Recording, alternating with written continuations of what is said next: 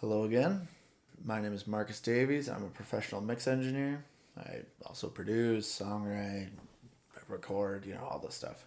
Today, we're going to break down the mix of Next Go Around by a band called Timisarocker.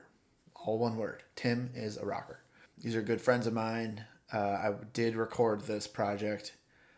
We did this one in a way that we've never done before, which is just in and out in the studio all in one day. So I got in there at 7 a.m. I don't think I left until 11 p.m. We didn't preload in any gear. We didn't pre-patch anything. It was all done that day. So I just had to come in with a plan, knowing exactly what microphones I'm going to use, what signal chain. There's no console. So it's all build your own signal flow. So I had to do everything from the ground up, which is really cool, really fun. We did it at the Hideaway Studios in Northeast Minneapolis, which is where I'm a house engineer. So I know that room pretty well. And so I knew exactly what I was going to patch, right? There's no console, so I can't rely on that. So that's the cool thing about tracking in a space like that is that you can there's so many different options, and you can always do something different with your signal chain, patching into different gear, different ore, instead of just defaulting to using the console.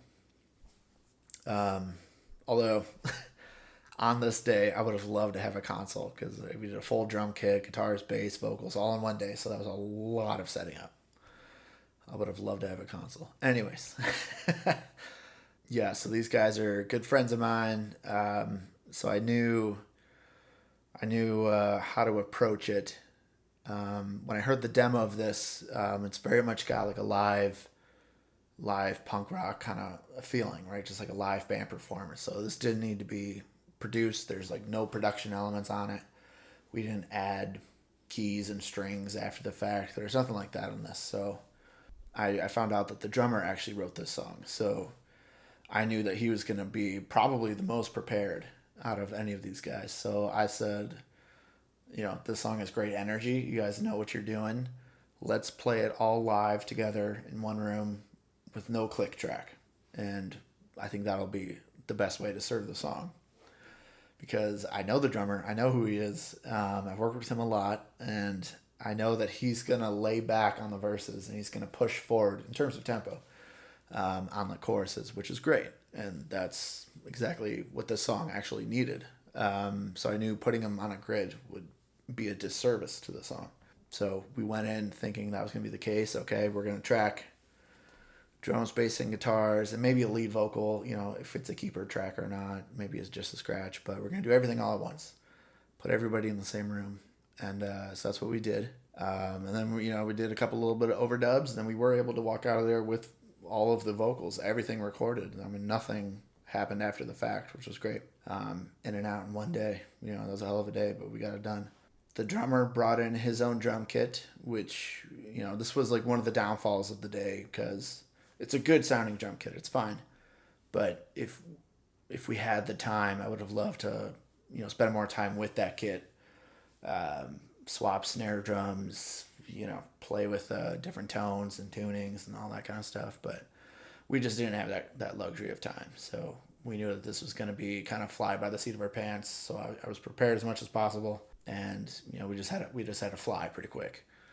And it, came out fine. I'm happy with it. As far as this room here, you see, I'm in a different space right now. We've been in the middle of moving. I just got this stuff set up. I think I did my first mixing in here just the other day. I'm sure you can hear on this microphone how live it is in here, roomy and reverberant. That's why I got this thing so close to my face to try to minimize that. But forgive me, I know it's still going to be a little bit roomy. I don't have any sound treatment in here. I don't even have all the stuff in here. I was just able to get enough up here just to work. So I thought, okay, I'll knock one of these out today. There might be animals, they're still antsy and trying to figure out what the hell we're doing in this place. So bear with me on this one today. I know the audio isn't the greatest. And, animals are going to do what they're going to do. Anyways, let's dive in on this. I'll try to give as much insight as I can about like how we recorded it, what gear was used, mic placements, that kind of thing. Yeah, check it out. It's a good song. It's rocky. It's got a more of a down tempo verse and then like a harder, faster chorus. Really cool bridge where everybody kind of trades solos and we'll go through all the special moments about what makes this song good. But I figure let's just start at the top and I'll just play through the first chorus and y'all can kind of get an idea of this.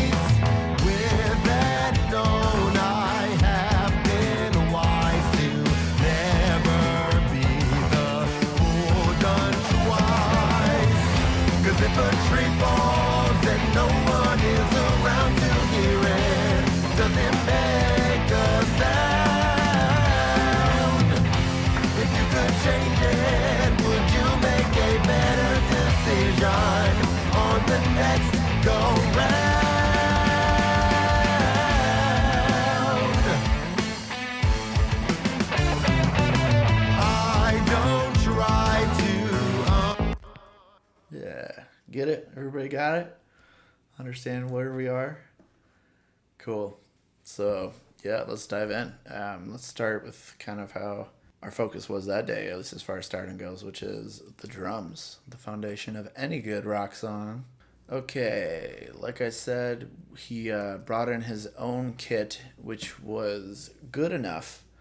But I remember standing there being like, I just don't have time to dial in all the tones that I want to do, tune it to the key of the song, any of that fun stuff. So we just got to roll with it. Whatever it is, we just got to roll with it. So I knew I was going to have to end up putting in some samples to kind of help supplement the natural tones of these shells. And then we'll talk about it in a minute, but I'll explain how like these mics, the Rooms kit, crotch, even a trash mic that I'm not using in this particular instance, but how those are the lifesavers of the kit. Anyways, to start, let's look at the kick drum.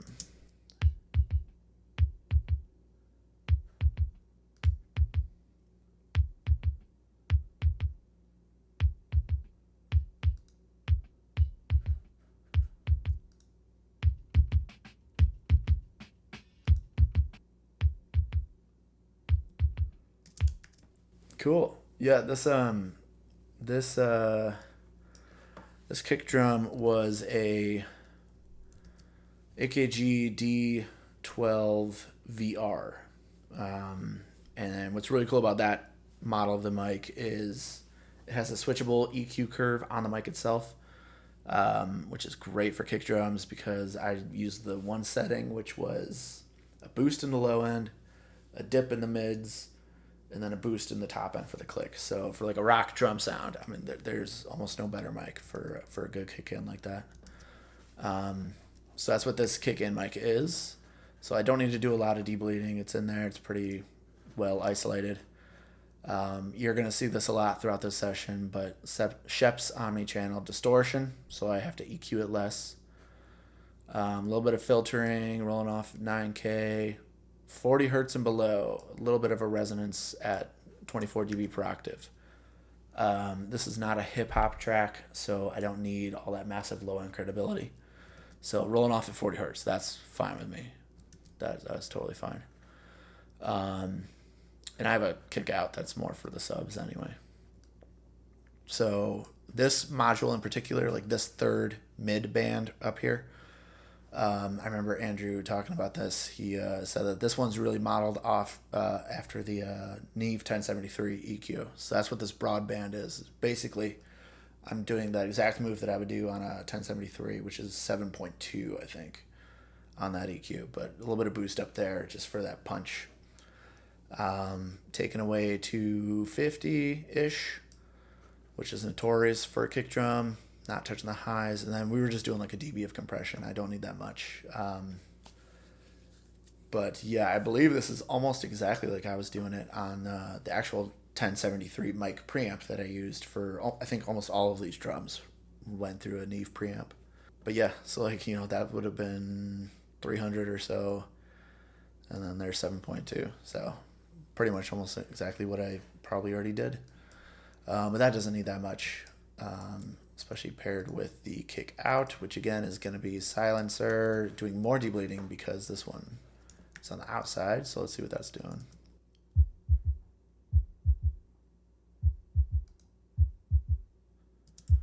Yeah, just a little bit of cleanup. Doesn't need that much. Same thing, saturation, rolling off at 40 hertz. Bigger resonance there because that's mostly, this is living down there, this sub kick. I should mention that. This is a Yamaha sub kick on the kick out. It's the old NS10 trick rewired to be a microphone instead of a speaker. Look it up if you don't know what I'm talking about. It's really cool, really useful. Pulling out 410 and then probably same thing, just a few dB on the, about 1. So that'll do. These two together.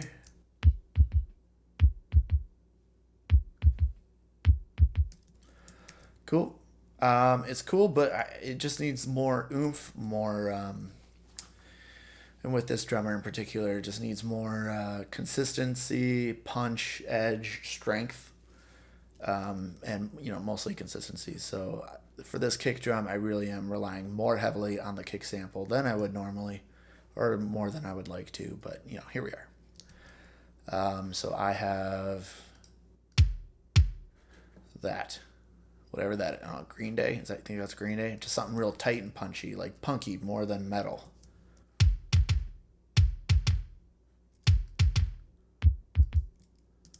Yeah, I'm getting all my attack from that guy. But these faders are down. So all three of these kick drums go to my kick sum. And these will be pretty similar, so we're going to see a lot of the same stuff here as we move through it. Drive up just a little bit. E, man, do I love the E. I believe that's EMI, the Abbey Road kind of emulation for their, whatever, saturation, distortion algorithm. It's based on that. Can't beat it, though. I'm going to check this out.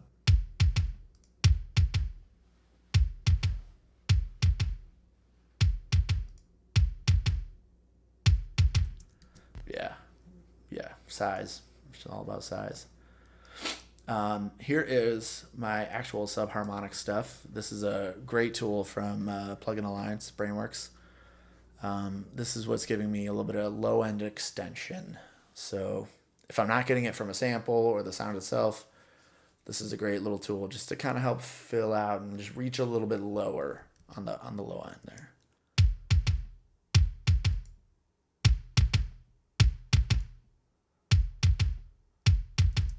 Yeah, right. That just gives a little bit of oomph down low, a little bit of the boom. Speaking of boom, here's a little bit more of the punch on the attack, but this is really more about the sustain, shortening the kick instead of adding length to it. A lot of the stuff, like sometimes snare drums too, or toms especially, will get this, but I don't necessarily want all my length coming from like the from the individual tracks themselves. I want my length coming from room mics and all these other things down here. So this is really where I'm getting my size of the kit, whether it's kick, all the shells, kick, snare, toms.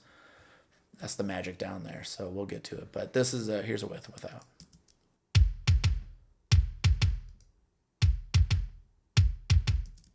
Yeah, just tighten it up. Tighten it up. Pultec on a kick drum. Can't beat it. 60 hertz, doing that push-pull trick. If you don't know about it, boosting and attenuating at the same frequency, but really with the Pultec, the attenuation is slightly above 60 hertz or, whatever frequency you're on. But it's slightly in front of it. So this is really creating like a resonant filter at 60 where I'm boosting it. And then I'm also just taking out a little bit in front of it, which is more like, 70 hertz maybe. So that's a really good way to add size, but also control. So these really balance each other out in a beautiful way. And I'm doing a similar thing up here with the 5K, you see. So again, just beefing it up just a little bit more.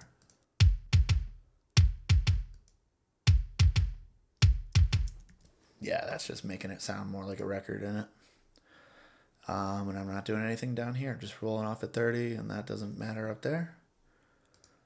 Kick drum is going to parallel drums, PKS, which is just my parallel kick snare, and to the Sans amp. So we will talk about that when we get to it. This down here is just a aux send. That's a side chain for the bass. So I'll show you that when we get there. Moving on to snare. Snare top. This was a, what was this? It's the, I forget the mic model. It's the biodynamic hypercardioid. It's not the 201. Shoot, I forget what it is. But, whatever that one is.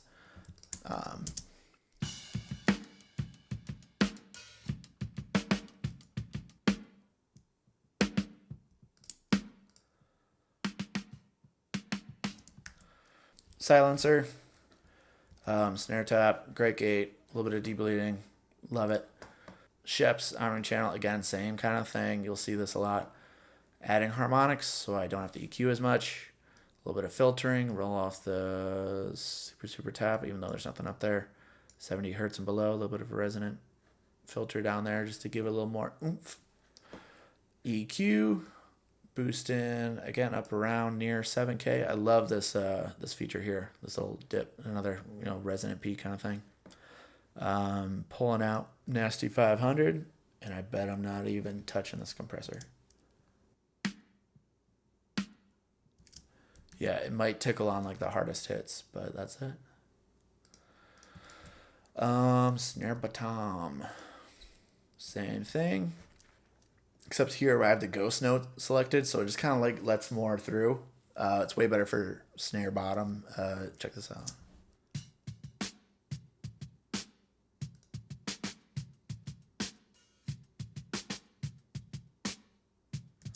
Right, so it's mostly just getting rid of that kick drum out of there and some stuff like that.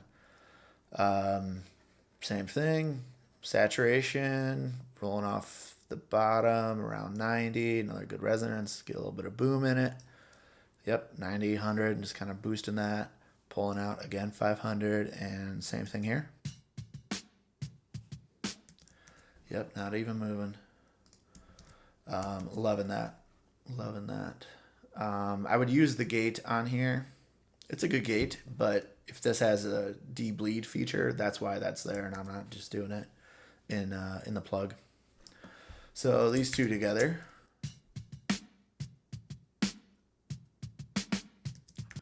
It's cool, it's good, but I had to end up doing a sample here. I tried different stuff. This was a very specific thing at the request of the drummer. He really wanted once we got into mixing, he was like, can you make it sound like this Primus song or this Lamb of God song? And then he, I think a day or two went by, and then he's like, oh, no, wait, I found the perfect reference. And it was a Tom Petty song. But he just wanted something snappier, more bright, more, I don't know, basketball-ish kind of sounding, like just more tinny, whatever. So here's where I ended up with that.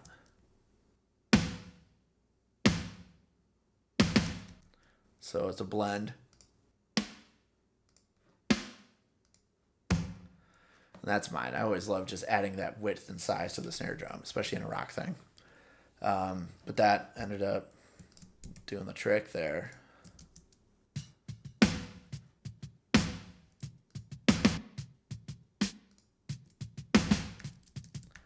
Right, getting a lot of volume out of that. So just like the kick drum, I'm kind of relying more on my sample in this case. Not something I love doing, but you know, it is what it is. It worked out that way. Like, again, I just really wish we had the time to really dive into those tones in that drum. Same as the kick drum, right? Here's the EMI emulation. I got the thump on here. It's not doing too much, but check it out.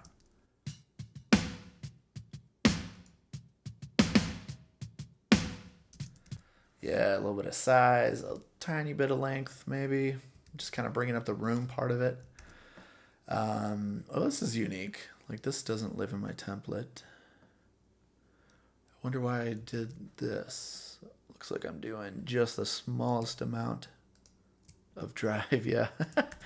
Just a skosh. Same thing on the high band, and then just a little bit of a boost, getting there 1.5. I like doing that sometimes on a snare. Kind of hits you right in the chest.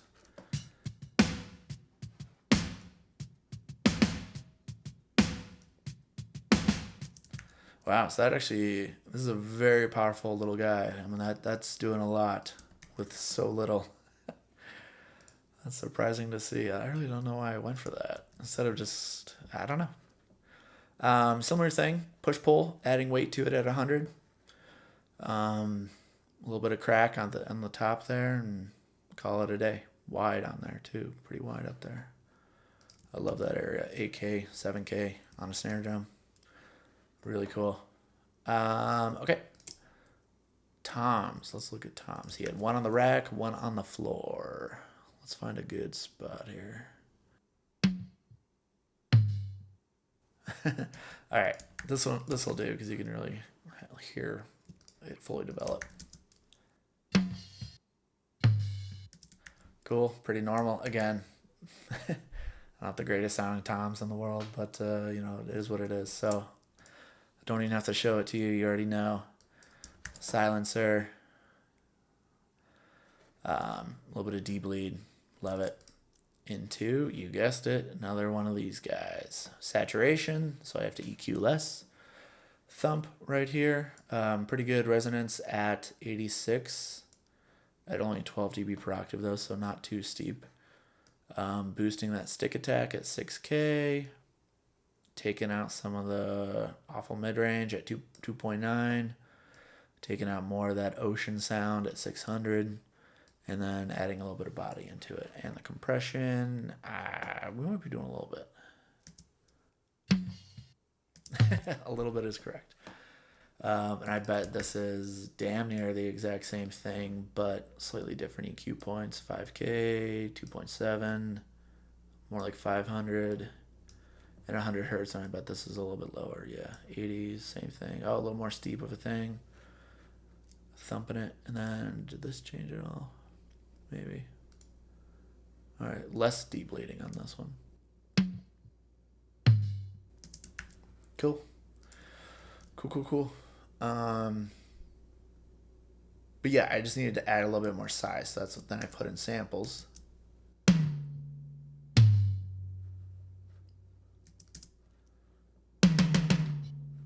Let me go here.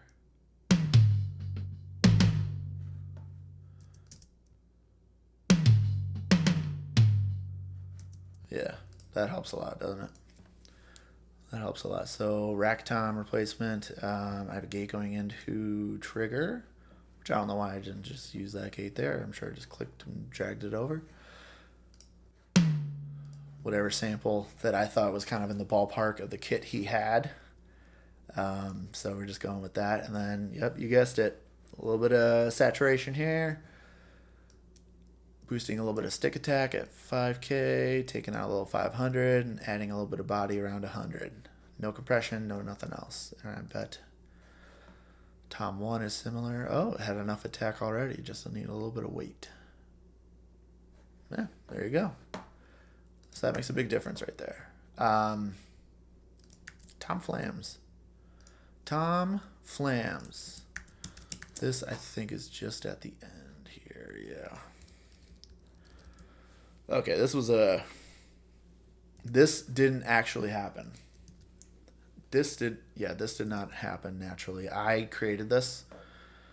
I'm not sure exactly how I did it, but I took all these toms. I just found a fill that I liked, kind of splice things together out here at the end of the timeline, you know. Printed it to its own audio track. I'm sure that's what's down here. And then I just kind of faked this, right? And I added a kick drum back here. So on this ending, I'm going to play the full mix for you, so be ready with the volume. You'll hear like the guitars slide down, and I just needed more of a punctuation, and not a period like it was. Like I wanted an exclamation point. So let me show you what I mean. I'll do without it first, and then we'll do it with it. I have a kick drum thing happening with it too.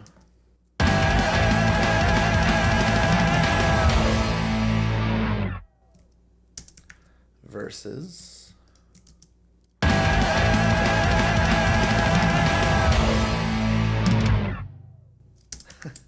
Right? It's that classic thing bands always fucking do, and they didn't do it, but I wanted it. I didn't think to do it day of, so I just kind of faked it at the end, and the band liked it. They didn't, at least they didn't tell me that they hated it. So that's all that is down there. Tom Flams. Like, what is this? Just another trigger? Yep. And distortion, crushing it. Compression. Are you doing much?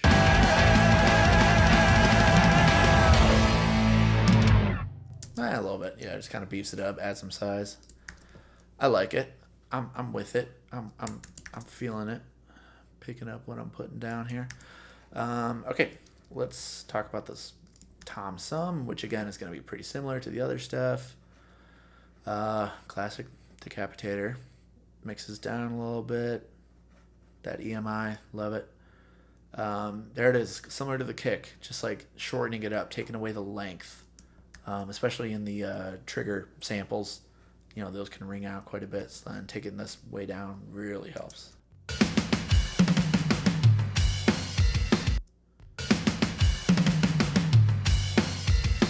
Yeah, they just kind of linger a little too long for my liking. Similar thing, like the kick and snare, just putting a little bit of a smiley face on it. 5K was a good point for the attack.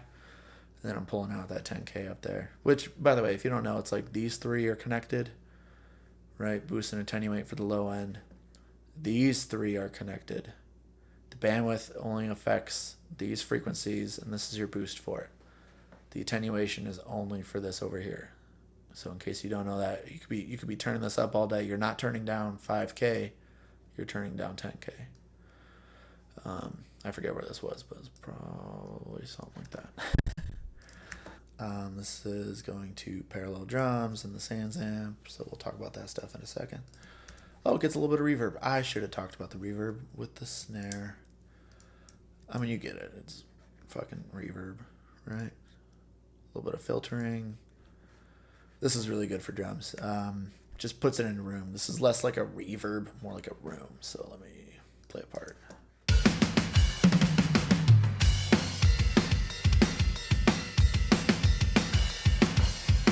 Yeah, right? So that's like, I'm getting a little bit of length from there in like a room as opposed to just putting reverb right on it or trying to make this actual, like these tracks longer.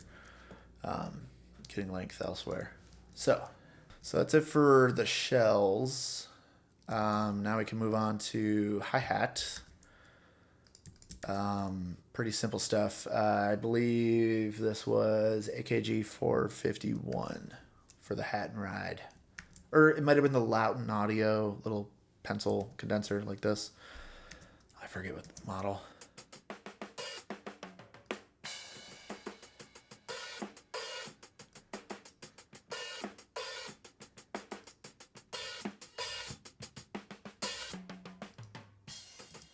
So this just needed a little bit of control, right? Saturation, filter out the lows, taking off the super tops at 11 hertz, 11K. 4K, fuck you 4K, get out of here. Filling it out the body of the sound, 400 hertz. DS, this just kind of controls the top end. Like you hear when he opens the hi-hat, like dynamically, it's quite a bit. So this is really to kind of help tame that part.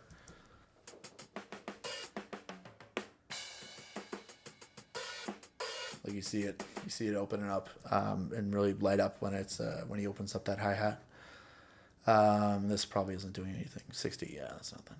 Am I compressing? Yeah, this needed to sound bigger, so that's what I'm doing the compression for. And I bet it's very similar for this ride. I always do drummer's perspective, by the way.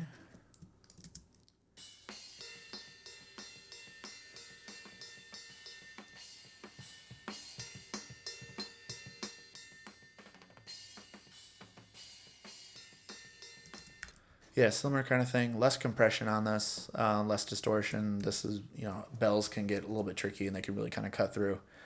And he's not really riding on it so much, maybe in the bridge, but it's mostly that big bell. So I don't need, that's why I'm pulling out 6.5 up there. Like that can get really abrasive.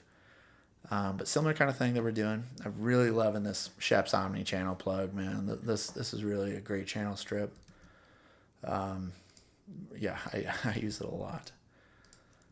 Overheads, spaced pair, U67s.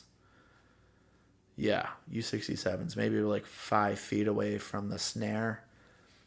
And I'll do that thing where I have a mic cable, or if you don't have a tape measure or something like that, put it in the center of the snare, measure it to like the 1, and then just kind of pinch it and walk over to the other one, and then that's, use that to measure it out.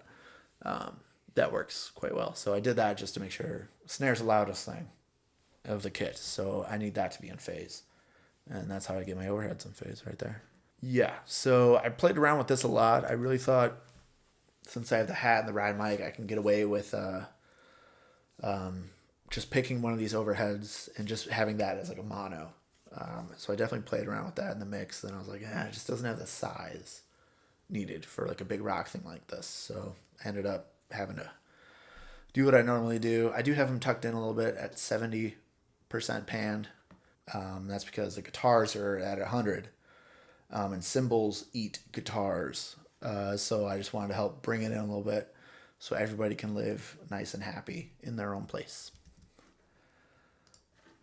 There. Look at that. A little more saturation, filter off the low end, pulling out the ocean at 600. Oh man, yeah, almost always on overheads. A little bit of sharpness at 2.5, getting that crap out of there. Compression. How hard am I hitting this?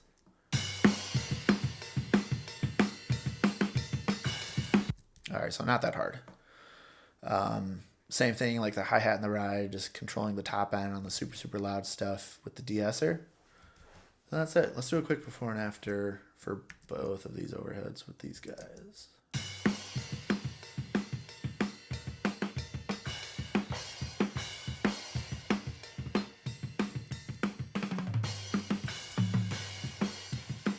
Yeah, that helps. Yeah, so I bet this is different here for the hat and the ride side, left and right. Yeah. Cool. Check this out. This is some nasty stuff up here.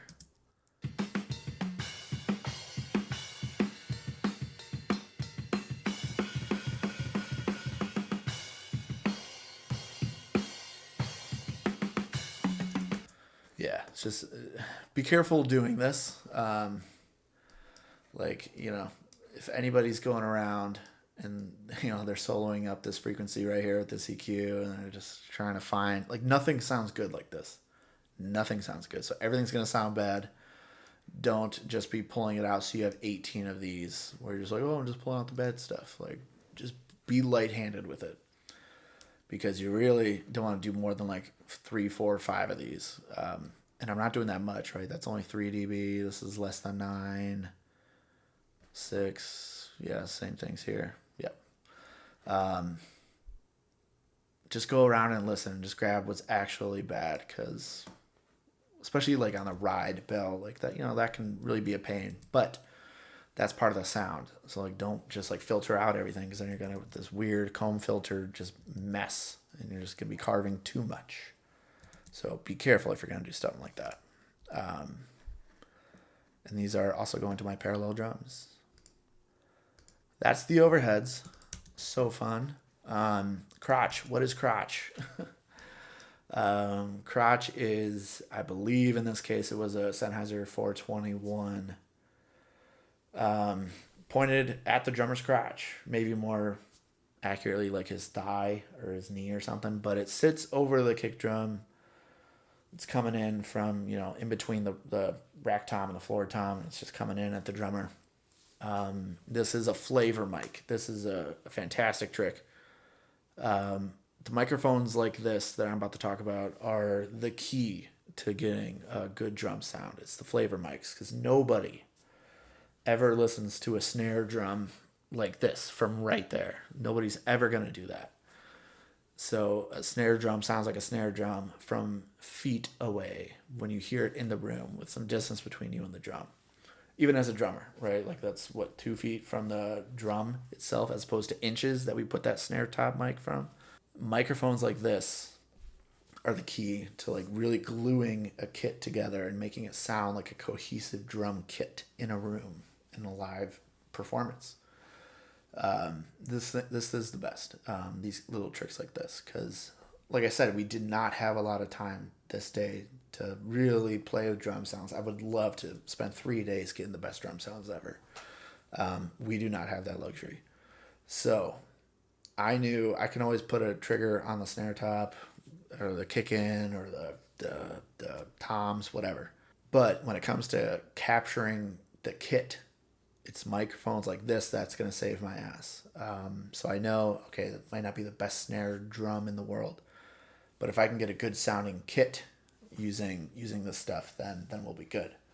That's some pro stuff right there. So I got a couple microphones like that. We'll talk about it. So this microphone, I'm sure it went into another 1073. But then I took it to the loop trotter, that monster of a box, and I distorted it. I'm compressing the hell out of it. And it might have went to an EQ after that, probably an API 550B. So this is a fun one. Let me show you what it sounds like.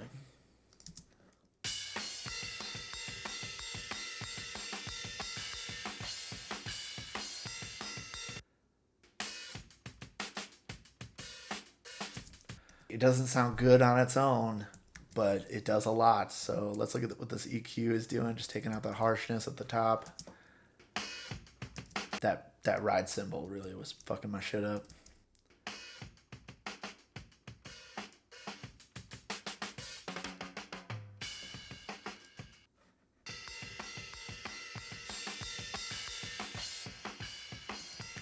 Yeah. This one I can mangle with an EQ. Like, overheads, you don't want to over EQ or whatever, but like a flavor mic like this, absolutely. Let me play the kit all together, and I'm going to pop this crotch in and out. That sounds funny. Let me pop this crotch right quick.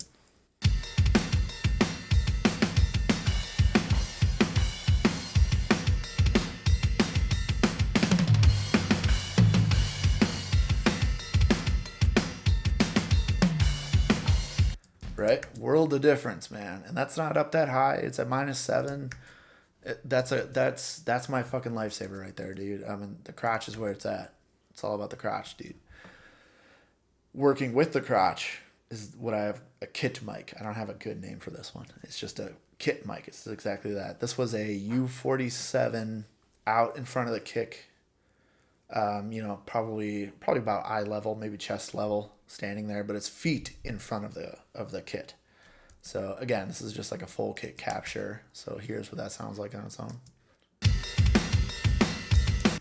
JK LOL.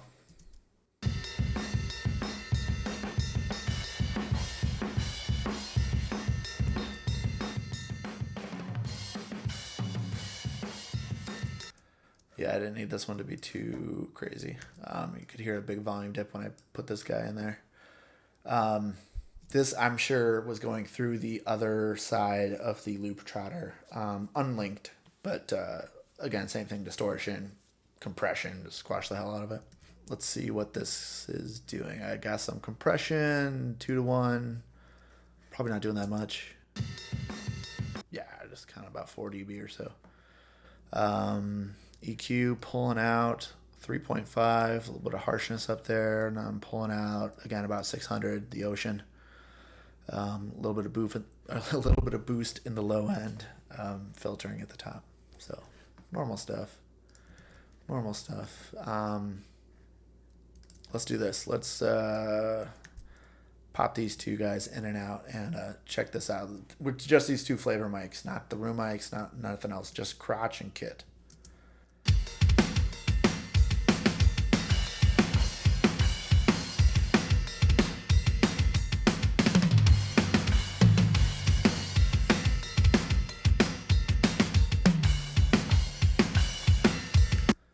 Length of the snare drum, right? Huge. Just by using those extra mics, because you're not going to get a lot of length out of your snare top mic being this close to it. It's more about the room, and the rooms help, but like these mics right here, they're only just a couple feet away from that snare drum. But that's the stuff, because that's where a snare drum starts to sound like a snare drum. Trash mic. I'm not going to put this on social media, but we can look at it. This will be a special treat for the YouTube OGs. This is a Blue microphone, the company Blue, which is actually the red kickball microphone that they have. I was trying to do this thing I saw Joe Ciccarelli do, where he just kind of like had it on the floor, kind of underneath the snare, next to the kick drum, and it was a trash mic, distorted it, kind of blended it, and it just made it feel more like a record. So I tried to do that. It didn't quite end up working out.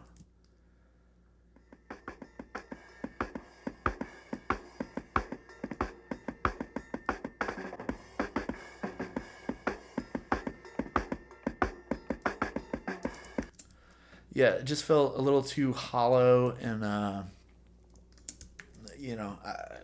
don't know. It didn't help anything, so I ended up taking it out. Which I always like doing that anyways, just throw up a mic or two and just see, happy accidents happen all the time. Okay, room mics. These are, oh shit, what was these? I think these were U87s down around like shin level, maybe like a knee cap level for somebody not too tall. So the drummer's in one wall of the room, and then making a triangle is the guitar player and the bass player. So these are like right in front of the guitarist and the bassist, facing the drums, right? Equidistant from the snare, again, just like the overheads. Let's see what these are sounding like.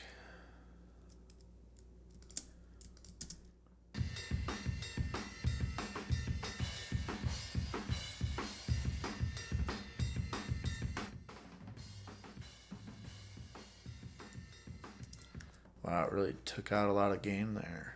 I'm sure it was another 1073 mic pre, and then I remember there's a GEM audio, GEM audio, some kind of crazy looking compressor. So I was just using that. It was kind of squishy sounding, so I crushed it with that. And then let's see what I'm doing here.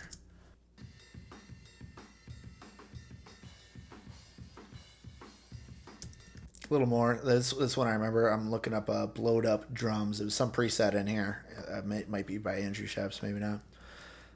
But that kind of got me in the ballpark, and then you just tweak from there. Pulling out nasty 2.5, pulling out 600 with the ocean, a little bit of top end, harmonics, thump. Similar kind of thing that we've been doing, right? Pulling out the nasty stuff and then just kind of boosting, almost like a smiley face EQ, really. This is similar, if not the exact same. Yeah. And then I bet, am I automating anything? Oh, just where the drum solo happens, this comes up in volume a little bit, which is true for all of the shells except the kick. Okay. But we'll cover that section in a minute here. But let's do this, because I'm liking the with and without in the drum mix. So let's do this with the room mics.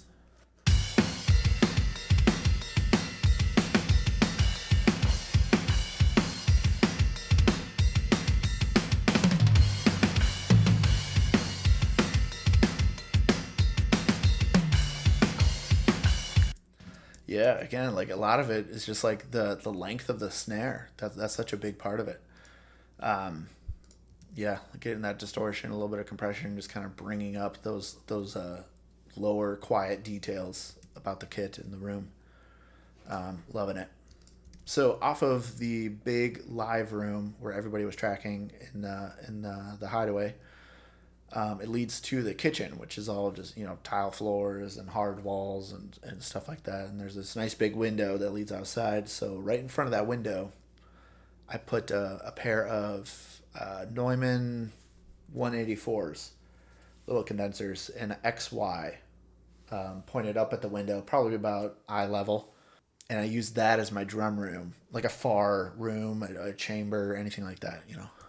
So this was a really cool sound, really kind of wild. And I automate this one like crazy, but let's hear what this sounded like first.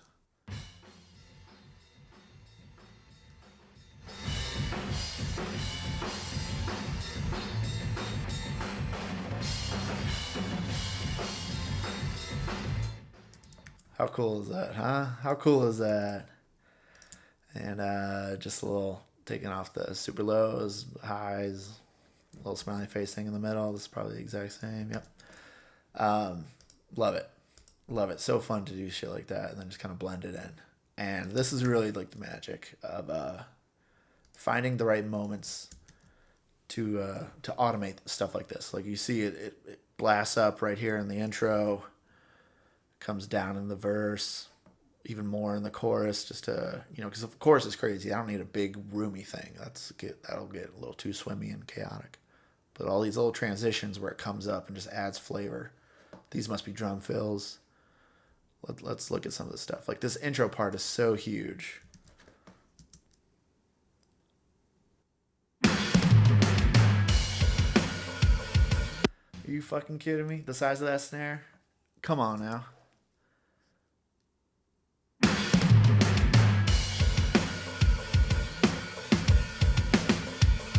Like a shotgun, dude. Like a shotgun.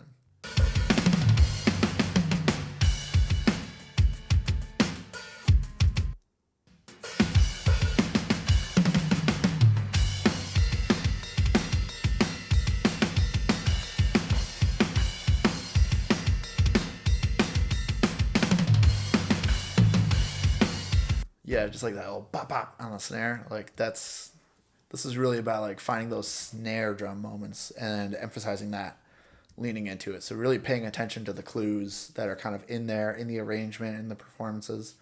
Those clues tell me what to do as a mixer. So it's my job to look for that kind of stuff and pay attention for it. Where's those little pockets where I could just zoom up and do a quick thing and then get back out. That's the stuff that really adds emotion. It may not be necessarily heard, but it's going to be felt. And if I didn't do that, it would just fall flat. It'd be too boring and just not engaging.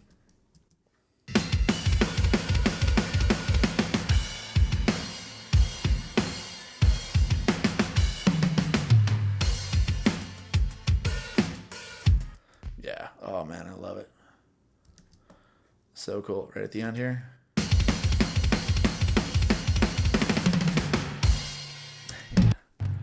Awesome. So cool. A lot of fun. So all of these drum mics go into my drum auxes down here. So first one, just all drums. I have classic SSL bus compressor. I'm sure this is hitting like maybe -4 at the most. Cross-eyed, 4-1. These are kind of golden settings here. Just adjust your threshold. Let's see what we're doing.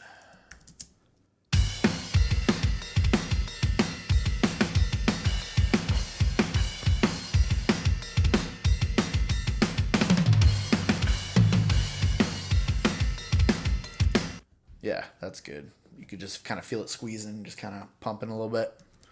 That's what I like there. Didn't need any EQ, no more saturation here, nothing else like that. And then we have our parallel drums. These are big. So I'm getting my overheads, toms, all my shells are going to this. And I usually dial in the overheads to taste, right? Like the shells are usually at unity gain. But the overheads, sometimes I don't want any. Totally depends. So let's see what we're doing here.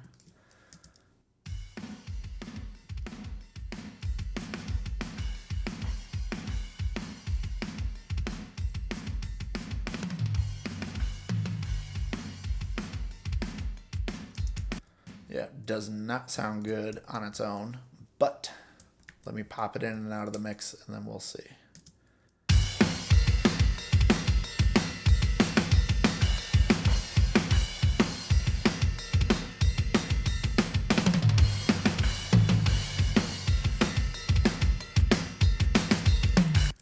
Yeah, man, that's size right there. That sounds like a drum kit now. Hell yeah, love it. This, this changes all the time. Maybe it's like the Kramer Pi compressor. That's really good. Could be the Shadow Hills thing. Could be anything. 1176 even sounds really good. I like that.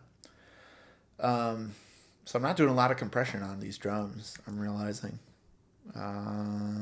Yep, everything's barely kind of hitting here. PKS, that is parallel kick snare. So that is only my kick and snare, both at unity gain. This goes into a little bit of a secret weapon here, Supercharger from Native Instruments. Eric Valentine got me onto this one.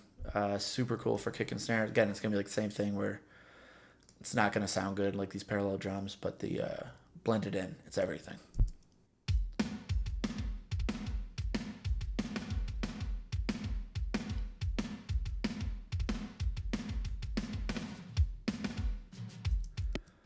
Cool. And I'll do the same thing here. I'll pop it in and out.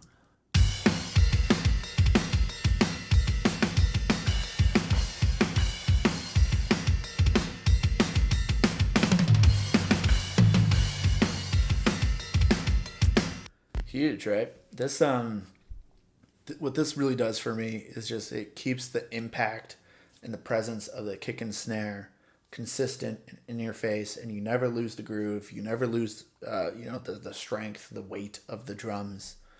That's what this thing does for me.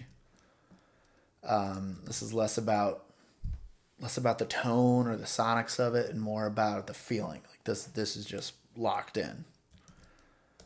This one, on the other hand, is more about the tone, the Sans amp, which is just a parallel distortion. I could do this a number of different ways. I have a different aux in my template, Drum Dirt, that you've seen me use before, but that did nothing for me on this one. So this is getting kick, snare, toms, so all of my shells. Cool, let's see, let's look at it first. Psych. Not actually a Sans amp. The Sans amp is right here, but it didn't work for me on this one. So this is my backup. When that doesn't work, I usually go here. So this is exciting. The Shep 73, driving the input. That's all. That's what this is about. Is getting my distortion from here. I am using a little bit of EQ just to help kind of tone shape. Really driving the input. This again is probably going to sound like crap. Let's see what's after this. More distortion. Driving the radiator even more, because that Sans amp really gives you a lot of distortion. So I just needed something to kind of keep up with that and just be in the ballpark.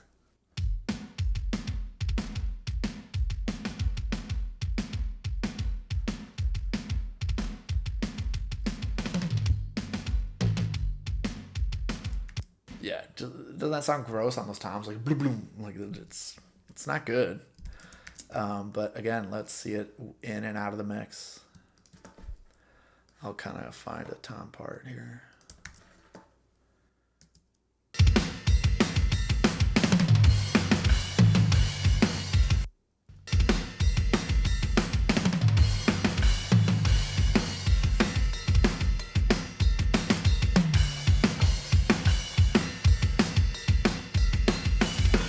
Yeah. Again, that adds a little bit of size to the kit. Some nice tones. It kind of opens up the top end. It just makes things a little bit bigger. So this will be interesting. Let's take all three of these parallel drum auxes out.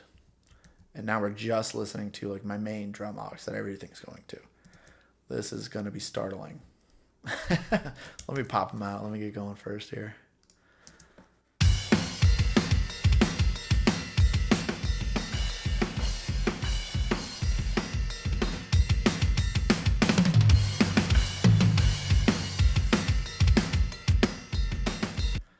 right? I mean, it is just nothing without them. That's so funny. And, you know, the parallel kick snares down 15. This is, well, about -5. Parallel drums are up pretty high.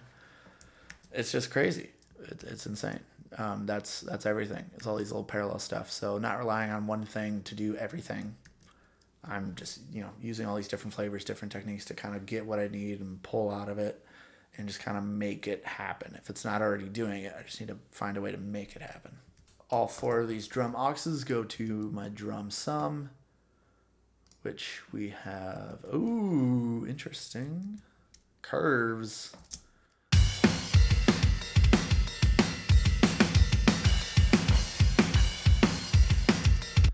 Yeah, okay. I'm remembering now. When I was mixing this, I was traveling. Not only was I traveling, but my monitoring changed. Where I was switching headphones. I mix all on headphones, and I remember I just got the Slate VSX stuff, and I hadn't quite learned it yet. So I remember using this actually in multiple places. This Curves Smart EQ plugin. Yeah, I remember having to rely on that just because I was out of state. I was on my laptop. I didn't have, you know, my normal situation, so I needed to kind of rely on a little outside help, which was, and then at the very end of the drums, last thing we have is a little EQ here, cleaning it up again, taking out that little mid-range, just putting a little bit of a smiley face on it. Harsh up here, nasty right there. And I don't think I'm automating anything, no. Just that little bit of volume at the front. Okay, that is drums. Let's talk about the shaker here. This was the end of the session. This might have been the very last thing we did, actually. We were playing around with some percussion. I remember the drummer tried a bunch of different ideas, and the only one that really stuck was just a classic shaker. I'm sure it just was like a little egg. I'll show you.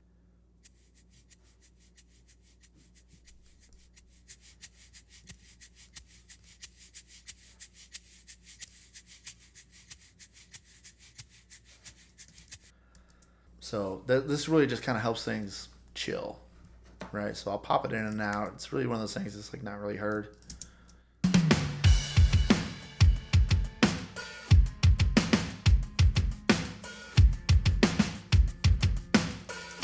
Right? Like this is like a supplementary like hi-hat where it just kind of helps with the subdivision, and you know, it just kind of keeps the groove moving forward, even though we're kind of pulled back. So he just performed it once or twice. I barely made 3 edits and or whatever, and it was good.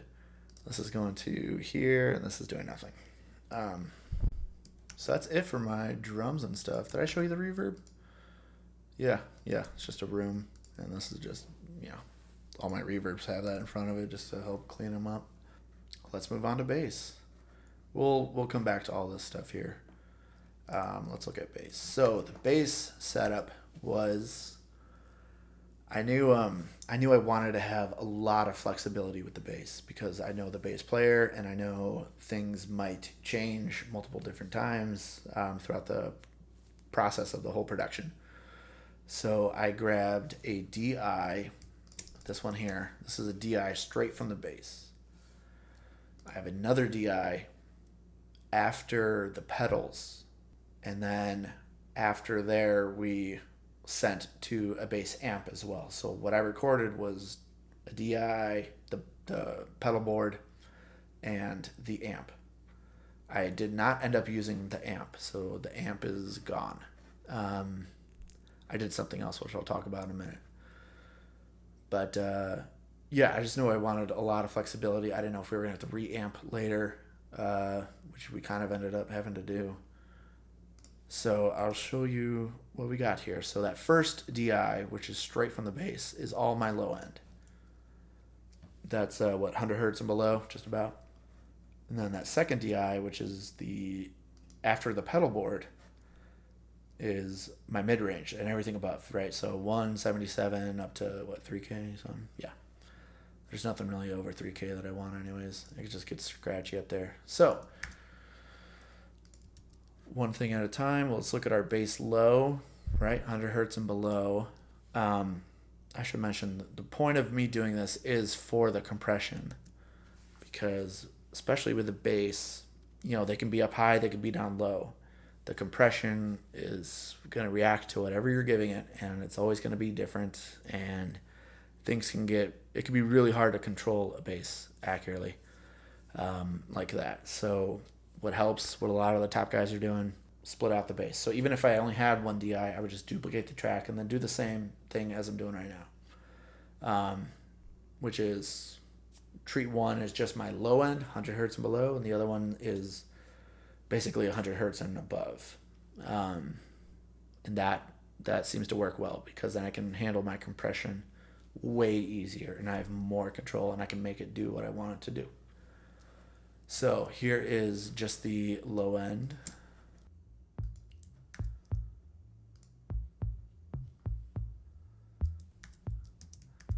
Cool, got it. Yeah, it's just low end, but you can see I'm hitting it pretty heavy, minus 10 makeup gain, and I'm at 6 or so on the compression. So I'm giving it a good squeeze just to keep it in place, because he also plays with his fingers, and he's a great bassist. I mean, he's pretty consistent, but every now and then you get a few flubs and things that just really poke out. So this is me trying to control that.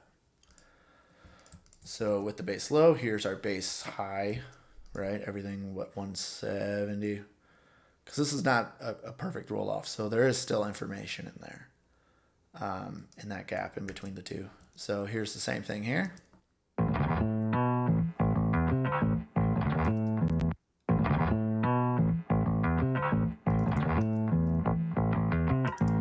This one's a bit wily. You can see it's really dynamic. This one's really pumping.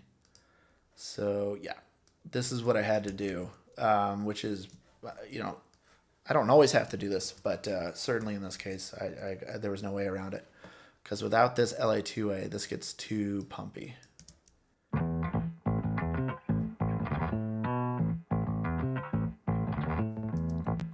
And there might be a volume jump, but check this out. This will really smooth it out.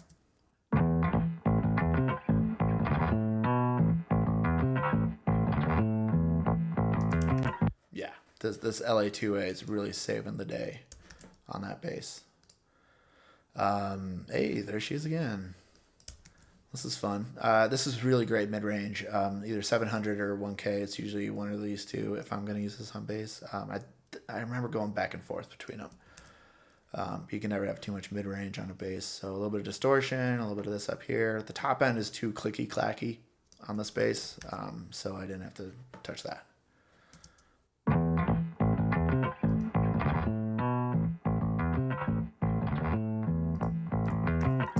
So this is what's allowing it to cut through the guitars, the drums, vocals, everything. And then a little bit more top end control.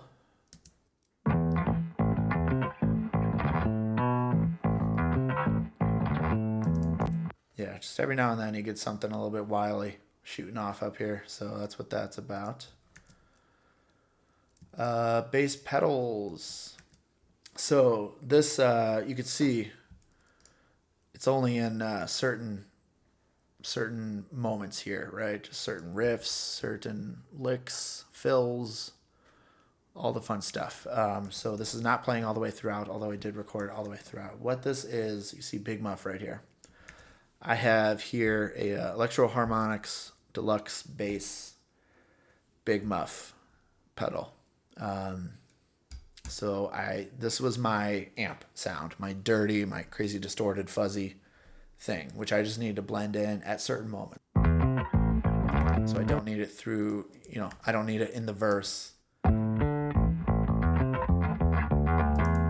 But like when we're slamming on this intro riff,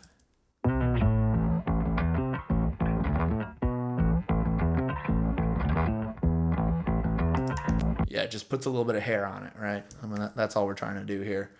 The most of the sound is coming from these two DIs. So this is just like a momentary thing. It's like a guitar player clicking on a pedal. It's the exact same thing. What are we doing to it? Adding more distortion, a little bit of filtering. 90, so I don't need the subs coming from here. And it's rolling off at 1K because I'm sure it got really crunchy at the top.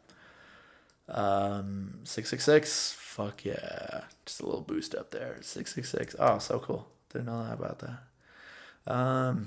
Pulling out a little bit of nastiness at 300, and are we squashing? Nope, just keeping it in place. But yeah, I mean, let's see, like, what are these moments here?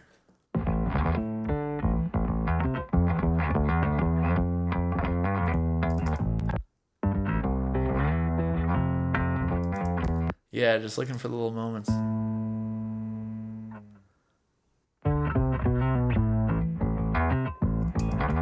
Yeah, so that's like a nice way, instead of like having to bump up the volume every time, on those lines. It's just kind of, adding this performance in wherever I needed it. Pretty cool. Bass sub. I remember this was a request from the bassist. He said there's like these 2 lines that I want to do where I want it to be like I clicked on an octave pedal, so it's even lower, which he loves that stuff. So it looks like there's only 2 parts in the whole song where this is happening, which is again right at the intro.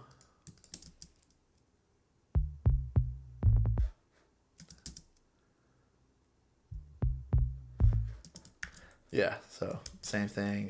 This is my low end subharmonic generator, low air. Love this thing. This if you can't get like bass out of a Pultec, which is crazy, but if you can't do that, this will do it right here. And yeah, I just want like 100 hertz and below. I don't want anything crazy. No more harmonics. I'm getting plenty of that from these 2 guys here. So that was a fun thing. He just wanted a little extra oomph.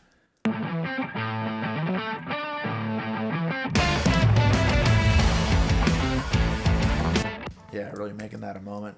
So cool. Okay. I'm sure these are all just doing control down here, except for our bass, which, how great is our bass? I mean, guys, come on.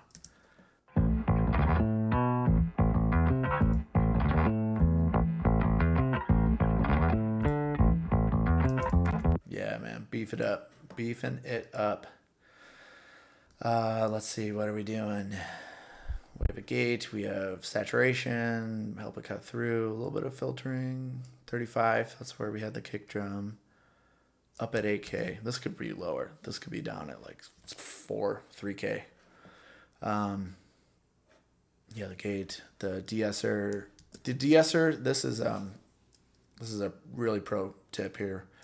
This is side chained from the kick drum. So you can see external side chain, kick side chain.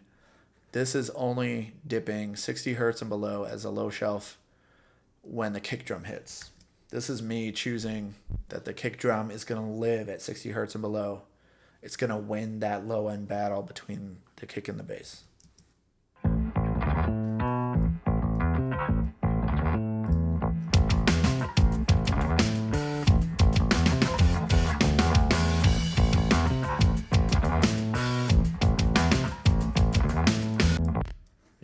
And when it comes to like, if I'm mixing hip hop and stuff like that, this is way more extreme. I might do this and like plus another plugin as well, doing even more.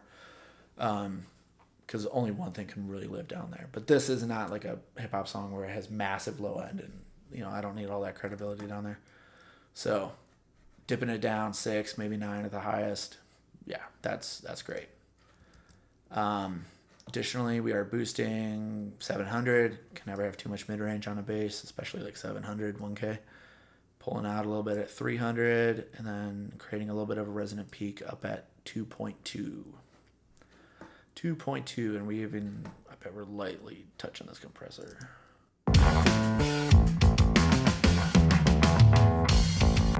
Yeah, not doing much.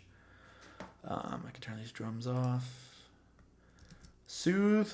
A little bit of low end control, and then yeah, the strings are getting a little too stringy. You guys know what I'm talking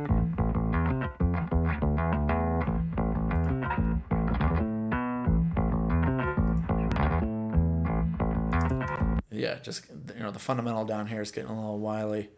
But yeah, there's just these random little pops and pokes up there.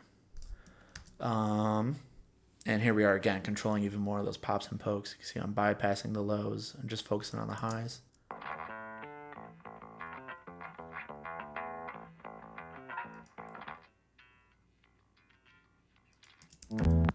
Yeah.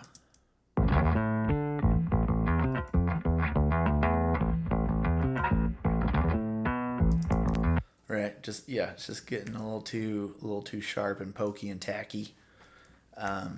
Hey, okay, here we go again. Yeah, I just need a little bit of help. Traveling, new headphones, all that crap.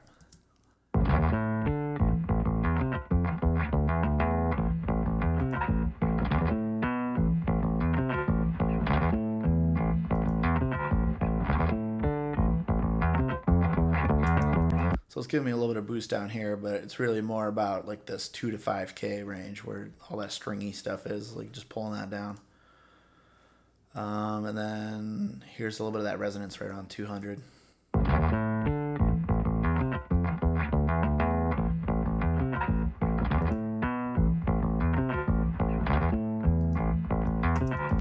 Yeah, some things just get a little bit too pokey. So yeah, these are almost all about control when it comes to that bass. Just adding a little bit extra, giving it a little bit more control. And I can't remember if I was talking about this yet, but I like doing things in stages. I don't want one compressor taking off 20 dB of something. I want 5 compressors taking off 4 dB.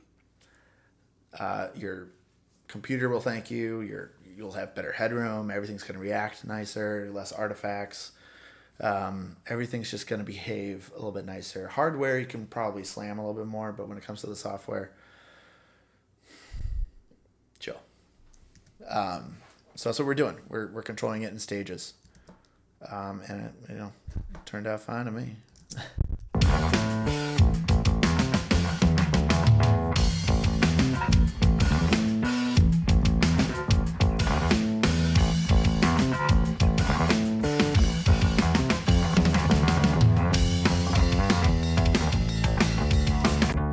Yeah, anyways.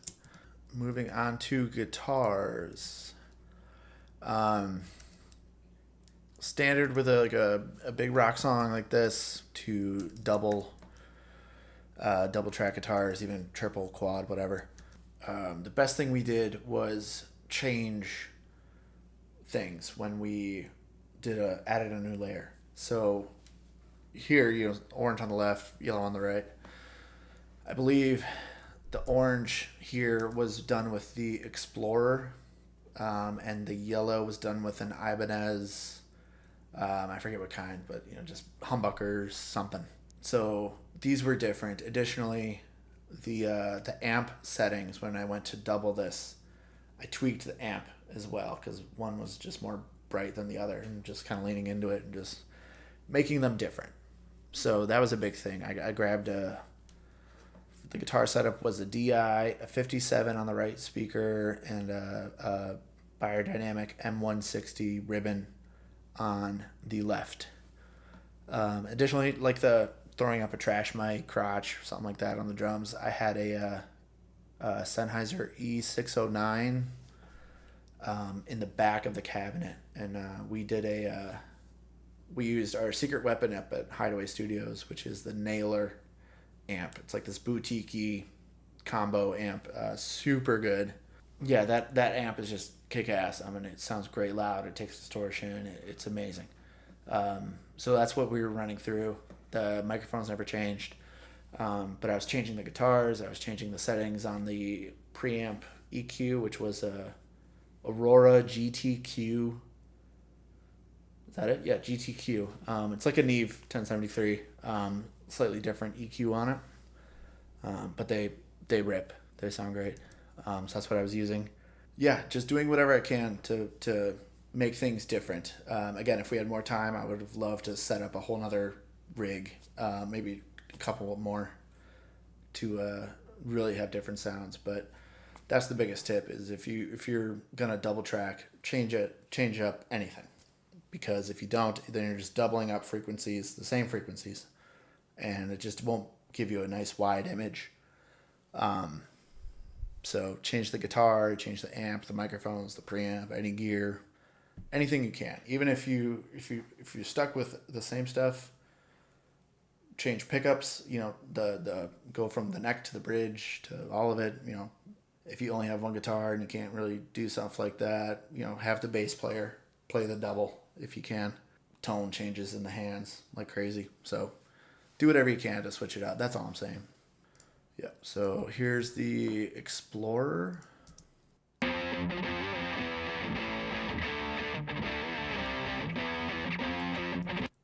then here's the Ibanez.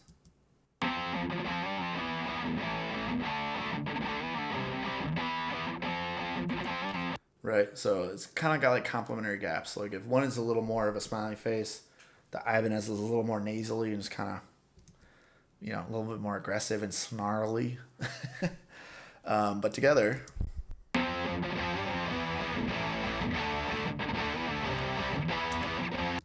yeah, they sound great. So that's the sound that we have there. So I have here Phase Mistress. This is just an effect that I'm bypassing on and off in the verses. So here's the verse.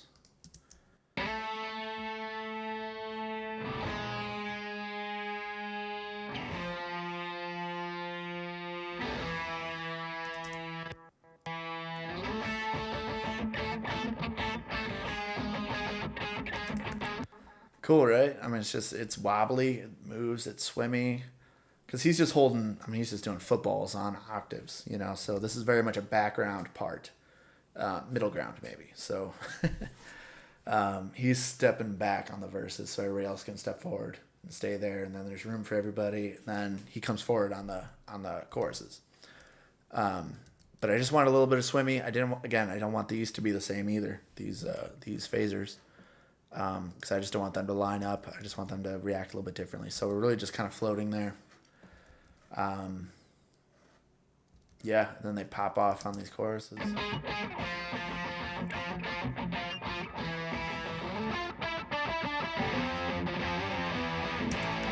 Yeah, killer. To make the choruses even bigger, we ended up tripling the choruses, so adding a little part up the middle. So, and you can see here, I'm only using the 57 just for that part.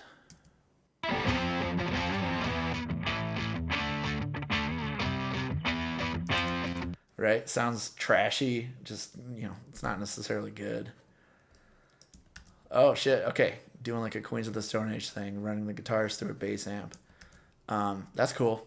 Even though I ran the guitar through the guitar amp, and I'm taking that guitar amp microphone, putting that into the bass amp. But whatever.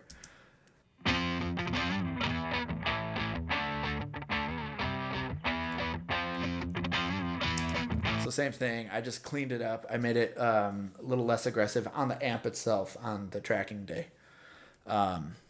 Just to make it different, have a different type of tone. So why did I do this? I think I just wanted to do something weird and different.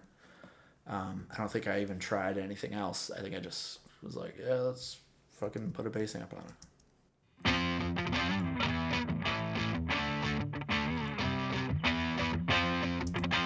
Yeah, a big part of this is the saturation right there.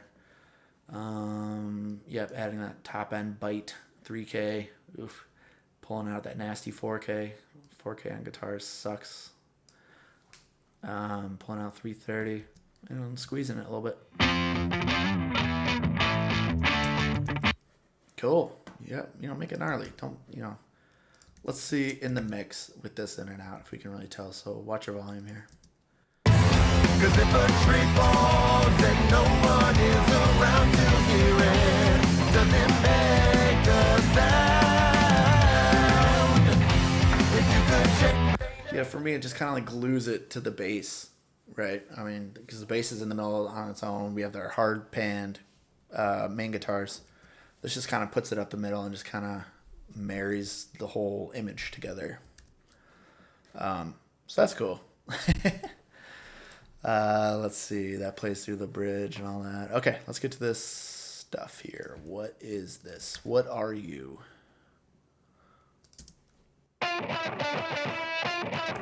Yep. Okay. Okay.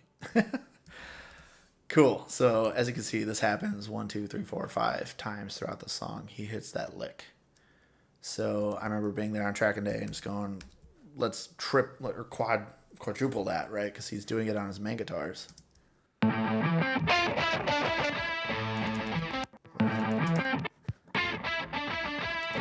So then I wanted a weird tone to add in, so I could tell you what I did. You can see all of these microphones are down, and I have this new thing here called pedal L, pedal R for this left-right. What I did, I can't remember which one of these I did. If it was the back, probably not the DI. I bet I took one of these microphones. So I bet I did the 57 on the left, and then the M160 on the right. Maybe that's reversed, but that's what I did. So I think I took one of those and then I reamped it through my pedal board here. So you can see my notes. I use this Boss ME50, which I actually got from this guitar player. We traded some stuff back and forth. So it's fun to use his gear on his sound that I recorded. So I think I ran the 57 through here. There's a tone modify button on here. I'm not totally sure what it does. It's just a circuitry. It's more like some kind of EQ shape treatment thing. But I love playing around with it. Like, you can do some cool stuff. So I have it set to tight, whatever that means.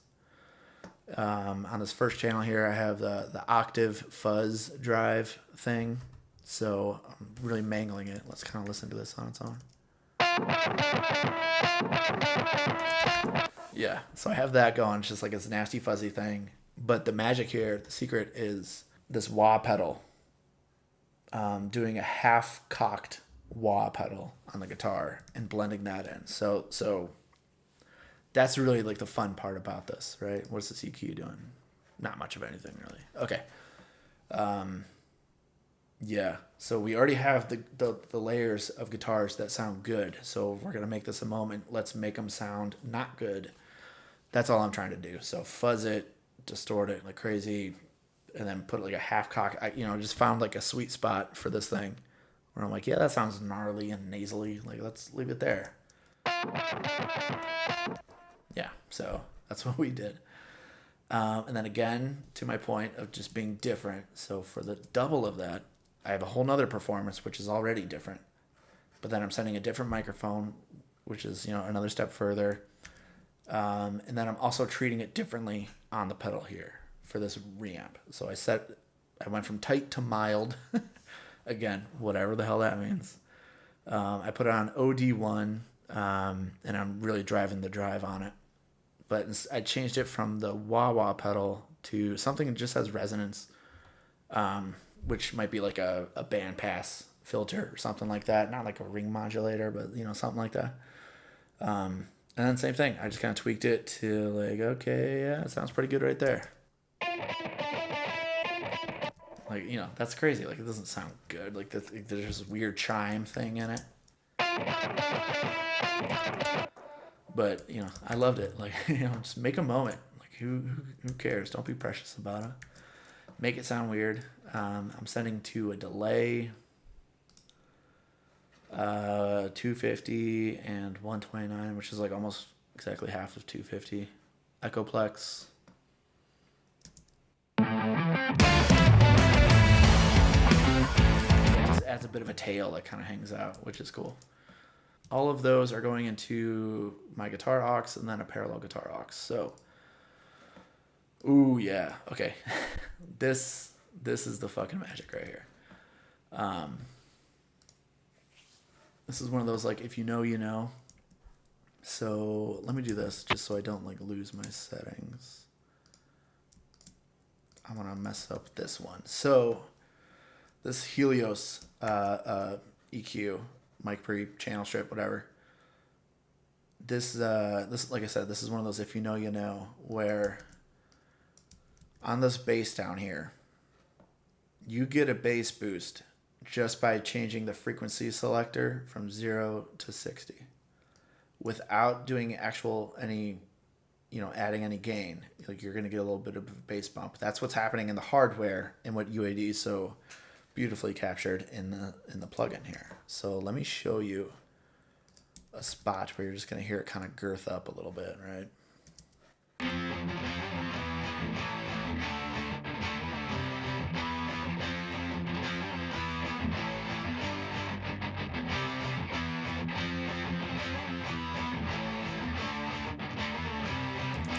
Isn't that crazy? Like you're not doing anything. So like that could be all that's needed, but I ended up doing what I forget where it was, but just like a little extra boost. But that's something that really just adds like a little bit of thickness, a little bit of size to the guitars, which is great. But check this out. This guitar is going to sound crazy different. I'm going to take the whole thing in and out.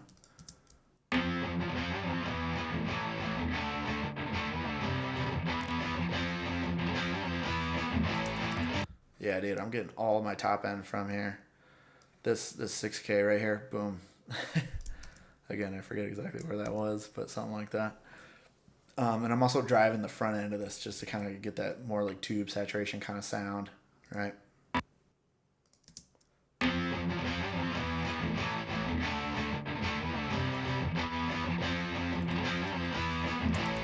So that's huge. That's huge.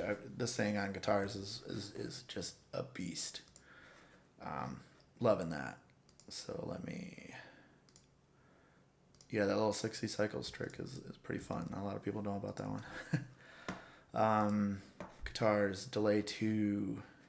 What is actually going to delay 2? Oh, just in the verses. Oh, yeah, this part.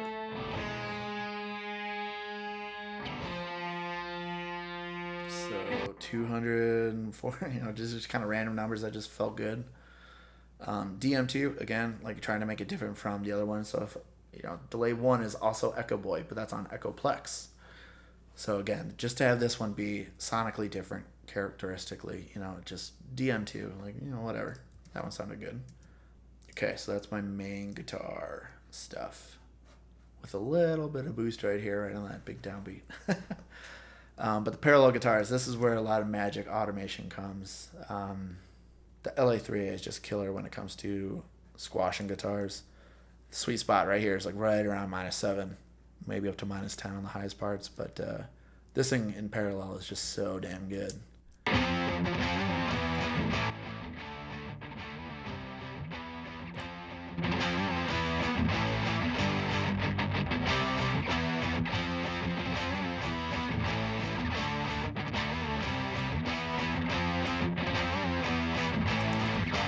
Yeah, right. Like again, like the drums and everything else, like it doesn't sound great on its own, but in parallel, hell yeah.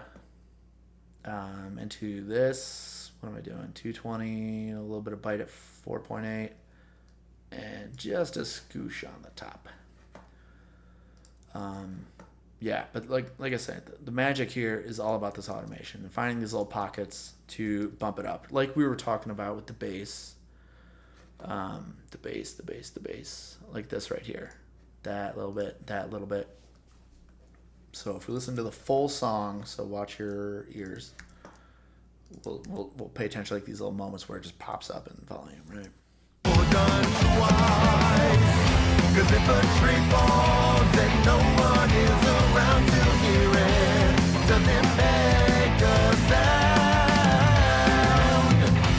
If you could change it, would you make a better decision on the next go round?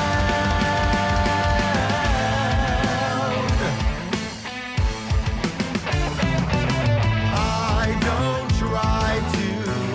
Then it comes down in the verses. Step forward, step back.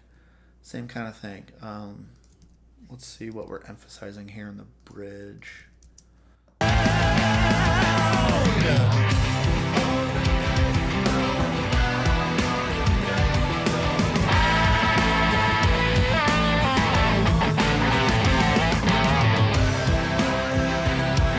So yeah, just where it stomps on that A chord, just bam, bam, bam. Just making that hit hard. So this is really like the magic. Let's look at this last one here at the end.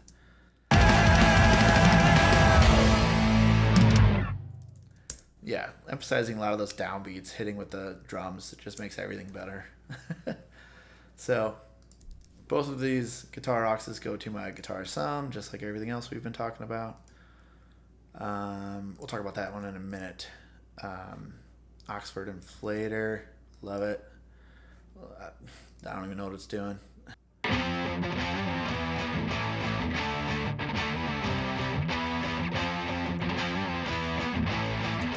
Yeah, that just really fills it out, enriches it. Yeah, I remember a little resonance down in the bass notes, like with the palm mutes, things like that, and then just the scratchy 2 to 5K up in guitars just can really be trouble.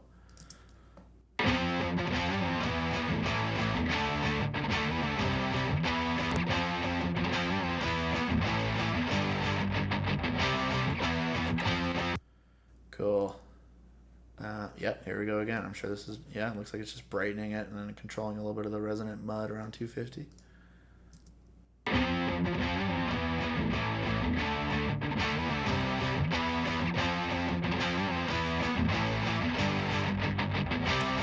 Yeah, it's so funny that it's adding like that. Looks like it's adding that much. I mean, again, the mix is down 70%.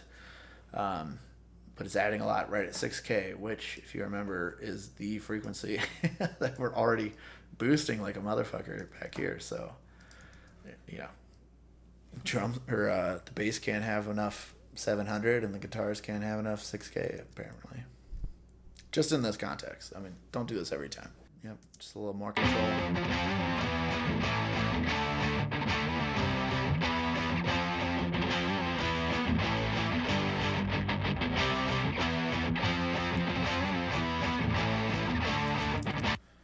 Yeah. This is going to Guitar Hall, which has been deleted, so it doesn't even matter. Okay, back to this guy. So this, I'm sure I'm automating the couple things here. Yeah, the bypass. Let's blow it up. So it's just hitting in the verses. Distance. Yeah. Okay, so these verses are really broken up into two parts for the guitars, where he's just doing those footballs, just holding out that octave note, and then in the second half of the verses, he's grooving a little bit. He has a strumming pattern. So that's where we are automating this, where he needs to come forward, right? And when he's doing those footballs, he could be way back, but when he's doing his fun little stuff, hey, look at me, he can come forward.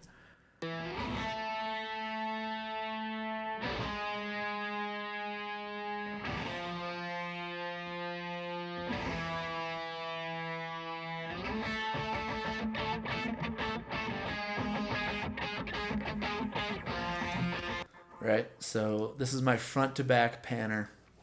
This is a great reverb to manipulate using early reflections to set things back into the mix. This is a trick that's getting really popular now. You see a lot of people talking about it. It's from Jason Joshua, who's just the absolute goat. I use this all the time. Whenever I want anything to sit back into more of like the middle ground, this is what I'll do. So, steal these settings. I stole them from Jason. You can steal them from me. But yeah, creating this moment here where it comes out of the verse where he needs to come forward into the chorus, just where you're leading into it.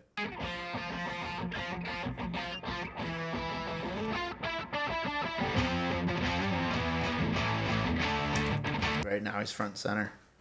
So just understanding the roles, again, like paying attention to the clues, like it's there in the arrangement. He's doing the guitar strum, that does not need to be so prominent in the mix. Like it needs to be in there, but it's not that shouldn't have your attention. Yeah. Anyways. Okay, cool. That's all of the guitars. And then back here in the bridge, we have a section here where we trade solos. And I don't think I showed you the drum and bass solos. So let's listen to the whole bridge, and then we'll kind of revisit something in a second. Well, let's do this. Let's listen to the tone first. Again, trying to be a different tone. I can't remember what. I think he used the Explorer to rip some solos. And this is one of those things where like I know these guys, right? Like the guitarist is one of my best friends, so I know the psychology, and like me putting on my producer hat in the moment while we're tracking. I set this up basically as like a loop record, and I just let him just improv something like 7 or 8 times in a row, knowing that like I just don't want him to sit and think about a solo. Like he didn't have anything prepared. He just knew there was going to be a solo in there. So letting that magic happen and just not letting him think. So it just rapid fire, rapid fire, rapid fire. So he really couldn't plan anything. That worked out really great for him. Whereas like the bassist needs to like sit there and work things out. So just knowing, balancing the different personalities in a group is such a big part of like running an efficient session. I know I can yell at this person, but I have to kind of cradle this person. All that kind of stuff. Like that just comes from, experience and just understanding people and just navigating your way through it to get to the end product. Anyways, what I did differently here, I did use the DI. This is the only time I used it. I reamped. I put an amp sim on there, the STL tone hub. It's frozen because this was bogging down my CPU. But this ended up being 2 takes that we comped together, right? Like 2 halves, essentially. And I'm only using the 57 on the amp. So I have the 57 and this reamp, which we can listen to the reamp right now.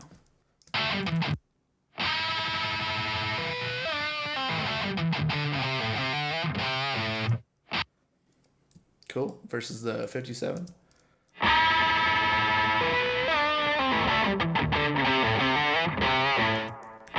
Cool. Yeah, those work really well together because that 57 is a lot more like that nasal mid-range, whereas the amp sim is mostly like a shitty metal tone. It's really scooped out. So together.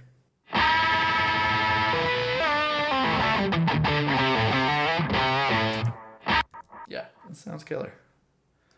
I do have a little bit of delay going to that delay number 2. Whatever it was, just that Echo Boy DM2 or whatever. Yeah, 200, 436, whatever. Sounded good. Just leave it. These are going into my lead guitar sum. VEQ3, okay. Interesting choice. Not sure what I was thinking there. High pass, boosting at 3.6, a little bit of boosting air. Okay, so this is an interesting point where if you have like a lead guitar solo and you're struggling to like get it to cut through the mix, instinctively you think like you need to boost 8K to get that to come through. Like you're playing up high, but that is so ass backwards from what you actually need to be doing, which is boosting like 400, like create like a resonant peak or something at 400 hertz, 300, whatever. That's where you can find the intelligibility of the solo and really get it to cut through, which is so strange, but it's not that off if you think about it. Like we've been cutting 400, 300, 500 hertz out of almost everything, which means there's a little bit of a gap there. So if I need somebody who's playing up high, like a guitar solo like this, boosting at 300, 400, 500, that could be the ticket to get it to come through, where you're just fitting it in that pocket where you just carved it out.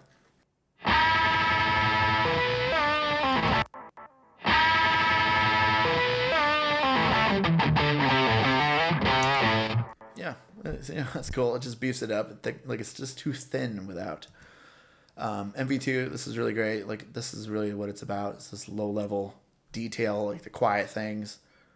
Because if you can hear like that little details in like the amp or the strings, or like in the fingers, if you can hear that, it sounds like it's close to you, which means it sounds like it's loud and it's big and it's really ripping. So that's what this whole thing does.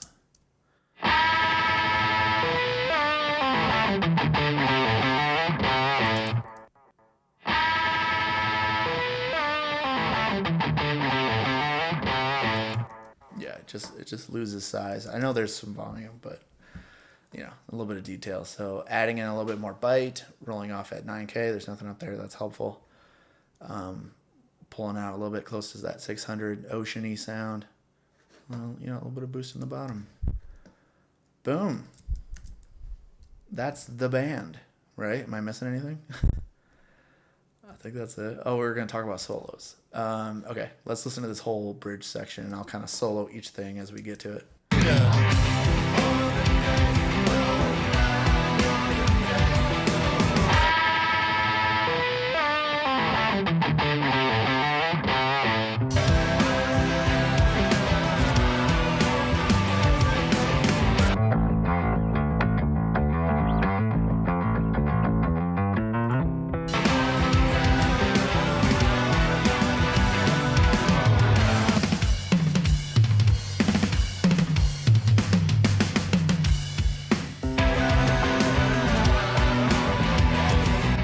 Cool.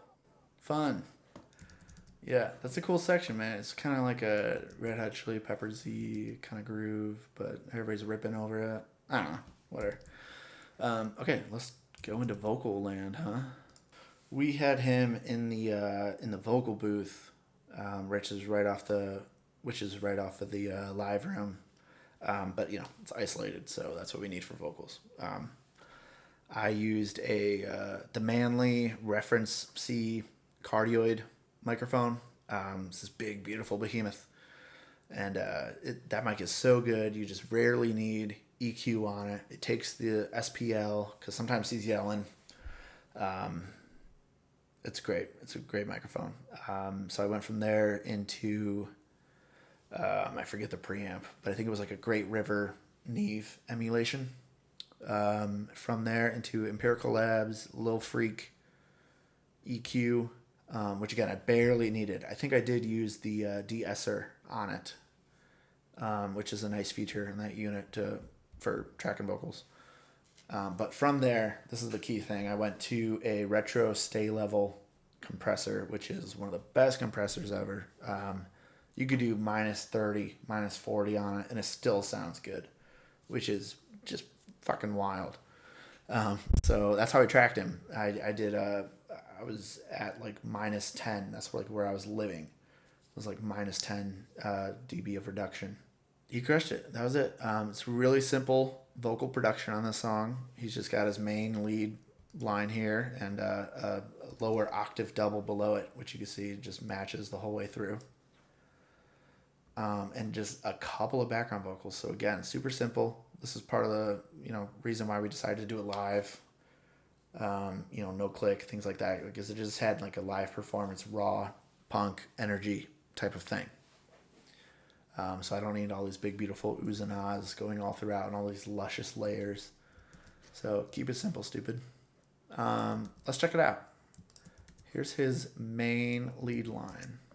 Ever since I realized that I'm in control of my life. Yeah, dig it. De-esser, doing a little bit here. Man, I love this thing on vocals. This thing's been really cool. Really, really cool. Beautiful top end on this. I'm not using the compression here. I do have a little bit of a gate going in. Just giving him a little bit of boost at 1.7, the intelligibility. So think about like the Fletcher-Munson curve.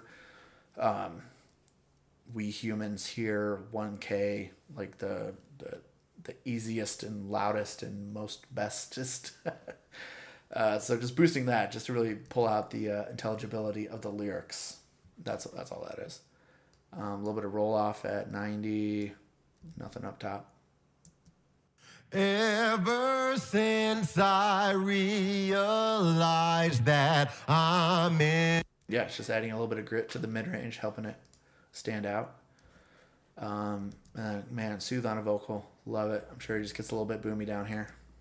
Ever since I realized that I'm in control of my life. Yeah, like that last one, live. Yeah, but doesn't need much. Doesn't need much. This is sending to a slap. Let's look at that. All of these are like the same. They're different filters. Like you see, they're all a little bit different. But they're all essentially this, taking off the super highs and the super lows, because I don't want like an S just sending into a reverb for 5 days. So that slap, yeah, it's just a preset. Classic tape slap, 106.9. Not doing anything different. I literally changed nothing. And it sounded great, so I just left it. Ever. And I have Woolly and Side Shaker, which we'll come back to. And that's it for that track going on right there, right? Just a touch of EQ, a little bit of control with the soothe, and then a de-esser. Setting to just a couple of effects. Keeping it simple. The Barry. This is the coolest, man. How does anybody make this sound with their face? I don't know, but super cool. Ever since I realized that I'm in control of my life. Fucking what? How does anybody do that? Fucking insane. Same thing. A little bit of de-essing. It's probably different setting a little bit. No, might be the same exact thing. What are we doing here? We are doing a little bit of compression. Same thing with the gate. Boosting 1.1. Super wide band was here better on this one. Again, pulling out the intelligibility of the vocal. Then a little bit of mud at 270. A shelf, actually. Rolling off at 65. Cool, let's do with and without. This looks like we'll have a level jump down here. Ever since I realized that I'm in control of my life. Yeah, this one, I'm sure, it's so low. He probably wasn't hitting the compressor on tracking day as hard. So that's why I'm adding a little bit more of it in here. 2 dBs, 2-to-1 ratio. I think I saw it lighten up around 4, maybe 8 at the most. Again, though, pretty simple, and this is probably the same thing, slightly different, but again, just going after that little low-end resonance. Ever since I realized that. Yeah, so cool. It's amazing that I have to do this much down here at 100 hertz, just so he isn't fighting with the bass as much. Okay, both of these together are going to my lead vocal auxes. So here's my main one, just like everything else we've been looking at. Surprise, surprise. Saturation, so I don't have to EQ as much. 67 hertz and below is getting rolled off. I'm doing a little bit of de-essing down at about 200 hertz. So like that shelf there was there, just a little bit more control. And then de-essing at the top. Let's see how much these are doing. Ever since I realized that. So barely much, or barely anything at all. I actually bet this isn't even lighting up, except for maybe like 3 words. A little bit of compression after that. How much? Ever since ice. 'Cause if a tree falls and no one is around to hear it. Okay, doing so little compression on this because it was all done on tracking day, maybe. That's kind of surprising to see, but it makes sense. Like, if it doesn't need it, it doesn't need it. What do I care? Fresh air. Love this thing. Watch this. This will be a big difference. Ice. 'Cause if a tree falls and no one is around to hear it, does it make a sound? If you could change it, would you make a better decision? Isn't that cool? It does a lot. 2-to-1. Maybe I'm at like 3 and 2 sometimes. But this is really nice for a vocal because this does more than just like add top end. This is it does a little bit more of like a tone shaping thing in addition to that. This has just really nice harmonics, really smooth on the top end, very silky. Speaking of harmonics, okay, this is interesting. This does not live in my template. So I wonder why I reached for this. I think I wanted like not distortion, but saturation, just like a little extra hair and grit to kind of cut through and make it more sound like a rock vocal. Ice. Cause if a tree falls and no one is around to hear it, does it make a sound? Yeah, it's just too polite with it off. I don't know how I got on these settings, but I'm not hitting it that hard. But just playing around with these different settings and, sounded good. I'm not using anything over here. That's it for that, man. Yeah, let's go through these effects. Verse verb. It's exactly what you think it is. It's the it's the reverb for the verse. Lies that I'm in control of my life. It has been a roller coaster. Yeah, it's subtle, but like I miss it without it. Like it just sounds a little too dry. Like there's some delay stuff happening, but it's just not. It's not doing it for me. Same thing, right? Just a little filtering, making it smaller. And this is the other way I can control it. So these here are all set up. So I have my filters, and I have on all these time-based effects a sidechain compressor coming from the lead vocal. Lies that I'm in control of my life. Again, just keeping it out of the way, adding, so I still have all these effects going, but I still have separation between the lead vocal and all these effects so that, nothing's just getting smeared. I'm still keeping my clarity and intelligibility in there. Chorus, yeah, that's coming on just like you would think in the chorus. Boop. There we go. Same thing, a little bit of filter. Man, I love this thing. Red, does it make a sound? If you could change it, would you make a better decision on the next go round? Yeah, like again, like more prominently are these delays down here, but if I don't have this little blanket of reverb behind it, it just feels lacking to me. So here we are, right? This was it. I definitely played with like not having reverb, maybe having way more reverb, and just needed a little bit. Again, probably not all that heard, but it's felt. Eighth note. What are you doing, eighth note? Be the fool, don't you are in control. Just in the verses and in the very end here. Again, boom, boom, boom. Quarter note. Interesting. So my eighth note is a quarter note. Okay. Oh, you know what? This might have been at his request. I remember the singer asking, like, can you do like a call and response, like quarter note? So it's like, baby, baby, baby, baby, that kind of thing. So if I I realize that I'm in control of my life. Yeah. So this is set to the grid at quarter note. And this isn't even this isn't even time clocked. So I don't know what the hell's going on there. I just moved it till it sounded good, maybe. Because my grid up here says 168, which I know we're not on the grid because we did not do a click track. But I think I tap tempoed it out just to see like where it would be. So if I did hit quarter note, like it'd be in the ballpark.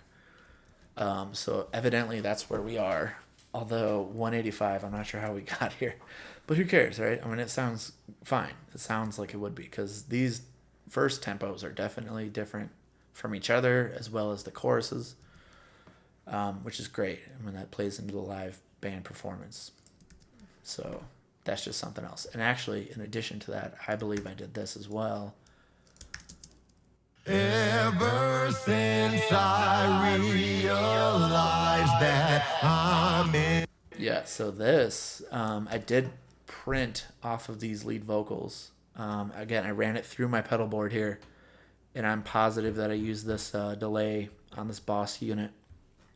And I just messed around with the time.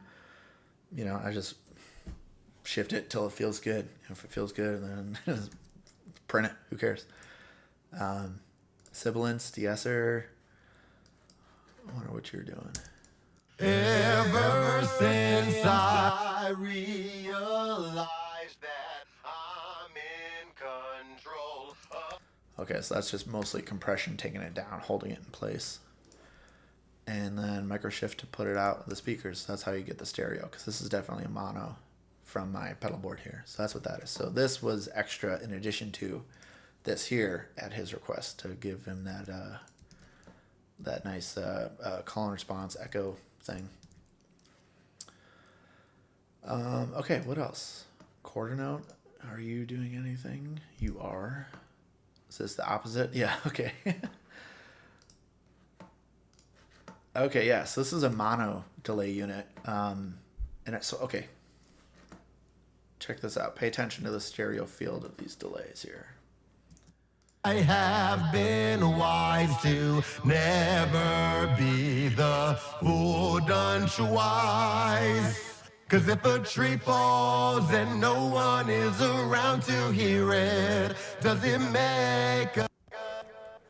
Right, so what's happening there? In the verse we have a wide spread out quarter note delay, right? I'm saying quarter note in quotations, but that's essentially what it is. So I have it spread out with micro shift, and then I have this out here, which is a ping pong quarter note going left to right.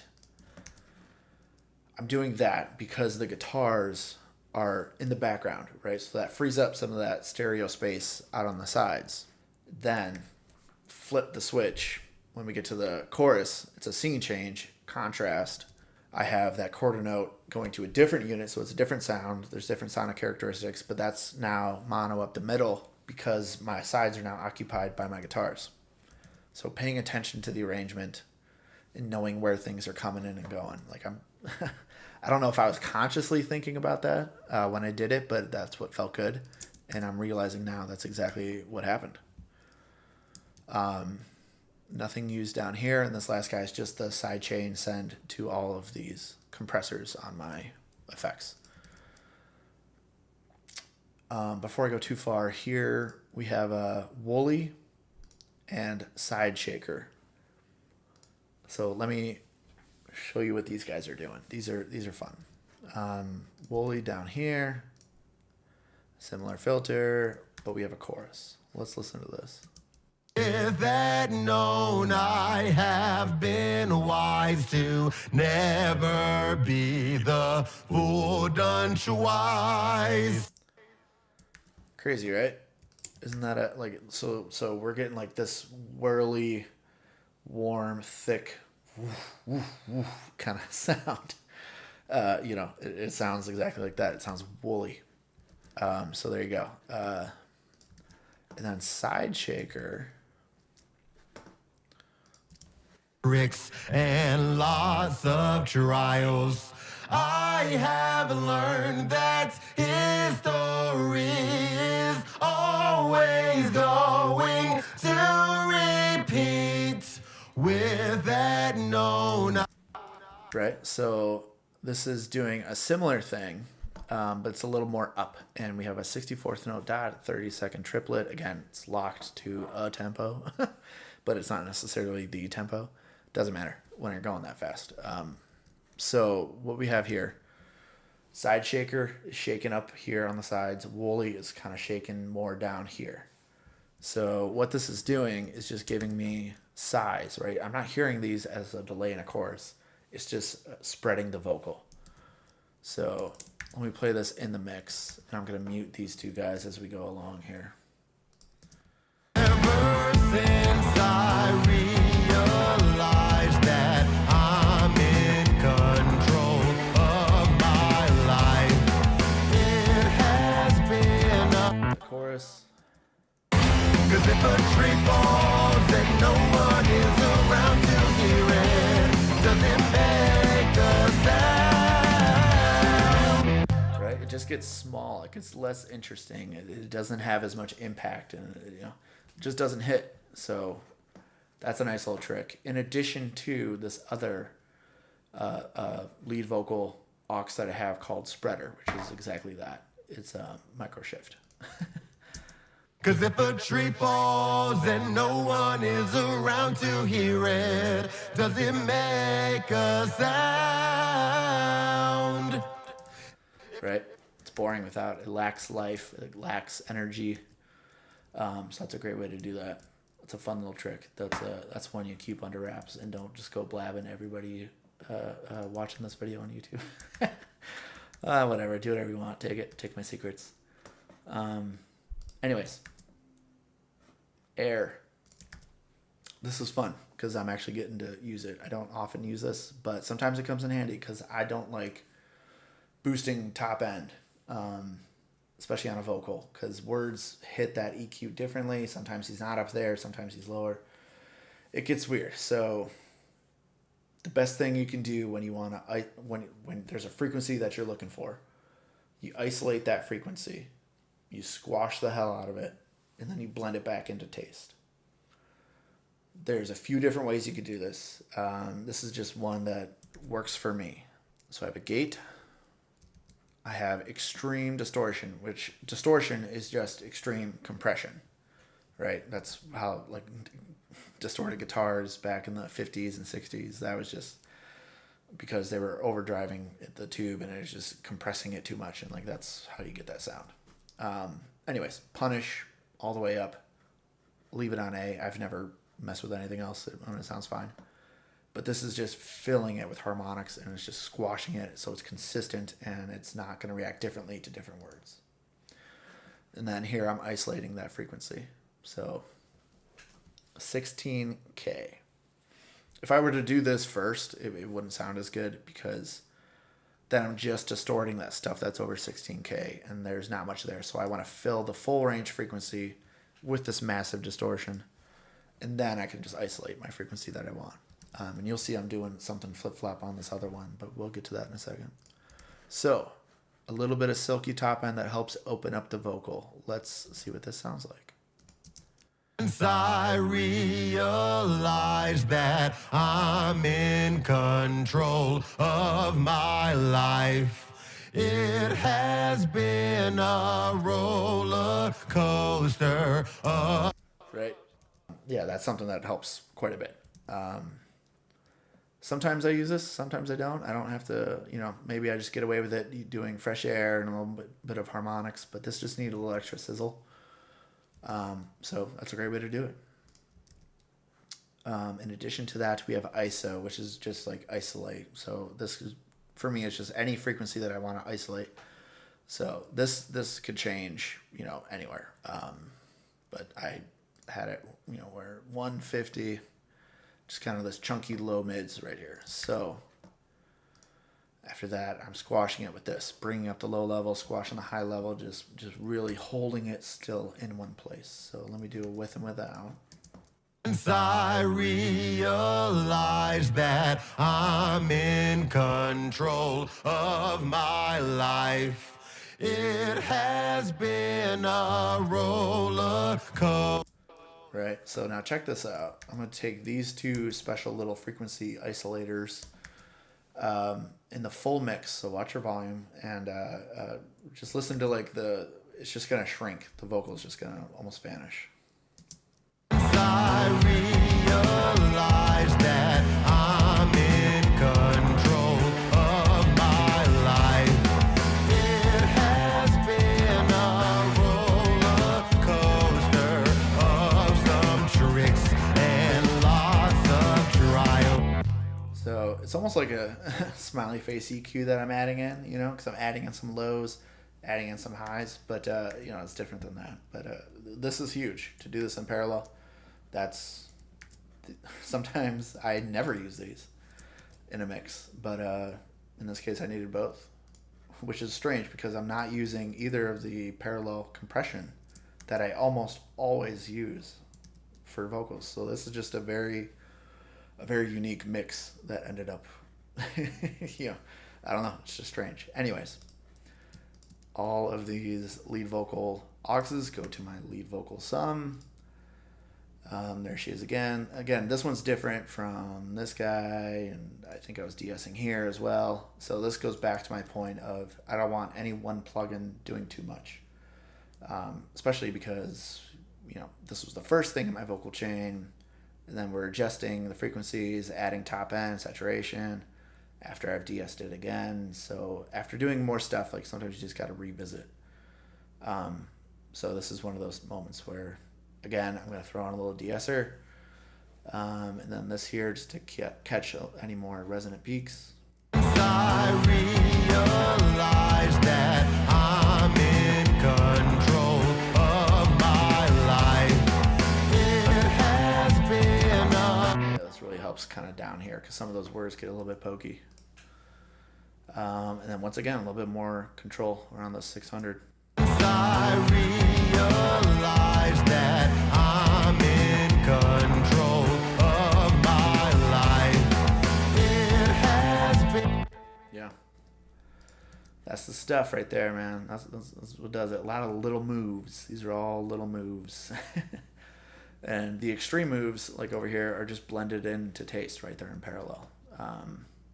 But nothing crazy. Like I can't believe how little EQ is happening here. It's a good mic. It's a good compressor. It was tracked very well. Not to toot my own horn or sound cocky or nothing, but that was a benefit of being able to track something that I knew I was going to mix. Was like I could be heavy-handed, like slamming that compressor and just knowing that I got it. It's gonna be fine. Like look at that waveform. It just there's life, but there's not a lot. Which I would have squashed it anyways if we came to the mix. So yeah, let's look at these backgrounds. Again, simple production, not a lot happening. He's got one harmony that comes in the verse just to double up like one line here. I'll play it with the lead actually. Of some tricks and lots of trials, I have learned that his story is always going to repeat. Let's see what I'm doing. Shocker, de-esser into just a touch of EQ. Barely anything. Just helping it cut through without being too harsh. I don't want it to step in the limelight and the shine of the lead vocal. That's it. No effects, no nothing. Moving on to the second harmonies, which are doubled in the choruses to help bring them out wide. I bet it's the same thing. De-esser into, essentially the same thing. Boosting the body so you can hear it. The intelligibility right there. And then taking away the sizzle because we don't need that on the backgrounds when we have it on the lead. Eyes, 'cause if a tree falls and no one is around to hear it, does it make a sound? And those backgrounds are going to a vocal echo, which is half note-ish. Again, this is at 187. I don't know how that number came to be. Maybe I tapped it out in the chorus. No, that's like 30. We're not jumping 20 dB or 20 BPM.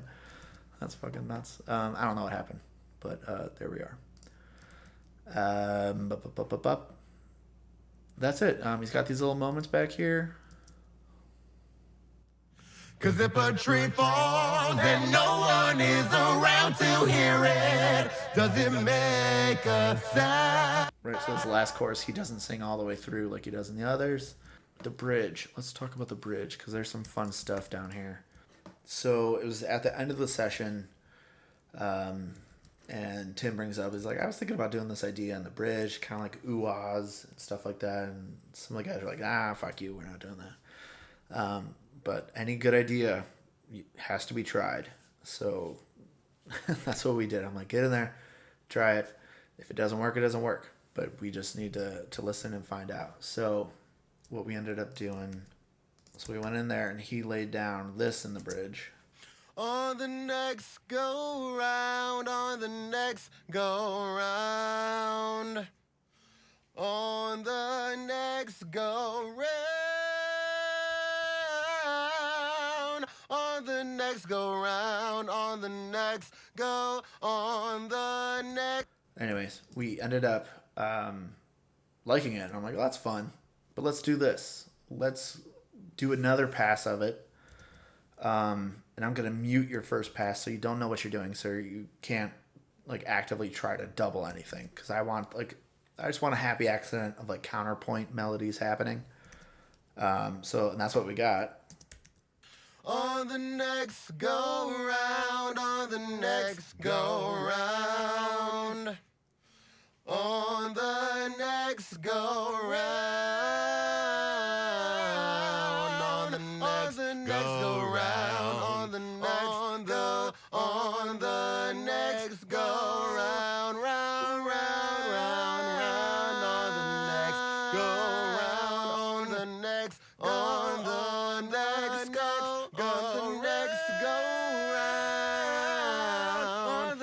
the next go round. The other guys all can sing too, so we looked at the drummer and we're like, your turn. Try something similar but different. Do your own thing, and I'm gonna mute what Tim just did, and you can just kind of feel it out. So he added this. On the next go round, on the next go round. And he kind of kept going with doing that stuff, and then once again, when he was done, the guitar player, I'm like, you get in there, and same thing. So here's all four of them together, not knowing what they had just done, right? On the next go round, on the next go round.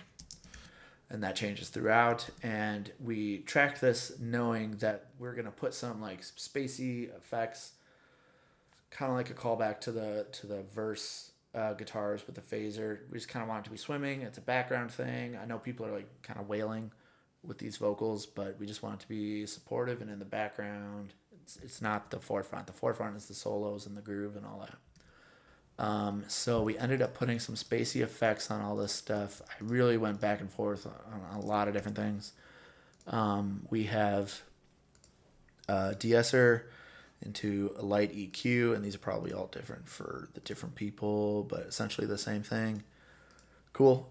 Into radiator saturation. Again, these are probably slightly different. Yep. Into micro shift, which again, slightly different, unique to the person. And these are all going to the bridge verb, which we'll look at. Again, the filter. So the verb is not a verb. It's a delay. 324. I have no idea how I ended up there. Analog chorus style. Interesting. Okay, so here's this acapella little background part for the solo. On the next go round, on the next go round, on the next go round, on the next go round, on the next go round, on the next go round, on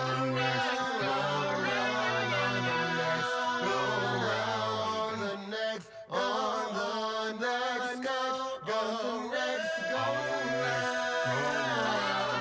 the next go round, on the next go Crazy, right? I love it. I remember I went really crazy with the effects here. Everybody had their own version of a flanger or chorus or phaser, and they're all doing crazy shit. I was automating like panning and swirling things around, and it was just too much. It was too wild, too bombastic. So I had to go back to the whole thing that I've been saying this whole time, which is just keep it simple, stupid.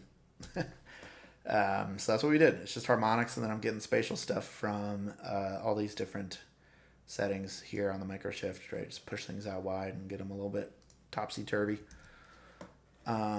Super cool, right? Super cool. So all these backgrounds go into my background vocal bus. Surprise, surprise. Saturation, so I don't have to EQ as much.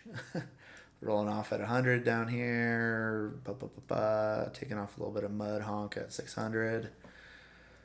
We doing much compression? If a tree falls and no one is around to hear it, on the next go round, on the next go round. So that's the most compression down there, maybe hitting -5.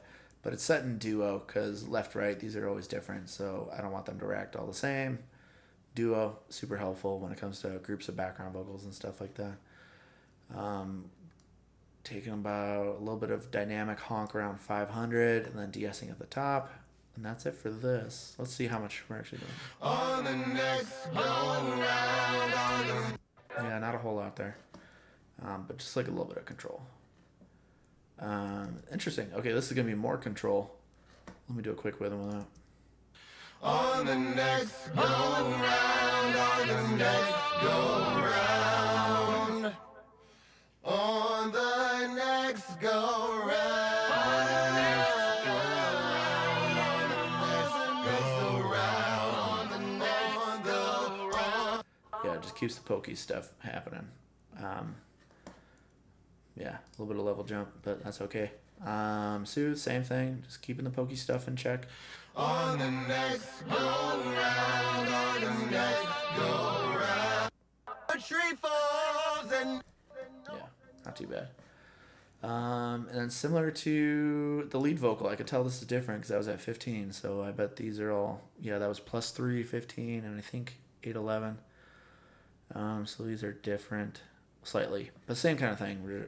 It's the same microphone, same signal chain for all of these background vocals. But this is just something to make it same, but different. tree falls and no one is around to hear it. Doesn't make a sound. Yeah, it just adds a little bit of edge, it's too polite without a little bit of saturation on it. So that feeds into my BGV sum. Same thing as before. Got a little de-esser into soothe. Tree falls and no one is around to hear. I could be more aggressive with this on the background vocals because I really don't want it to be in the way. And then look who's here, just like the guitar trick. This is only happening on this bridge where, these are background parts. So I need this to step back. I'm just automating the bypass. Next go round.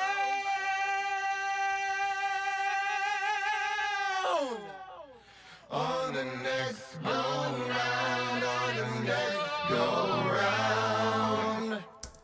Right, like that's huge without it. Like it's just too in your face. You can turn on the volume, but this just does something different where it just kind of puts it right in the right place.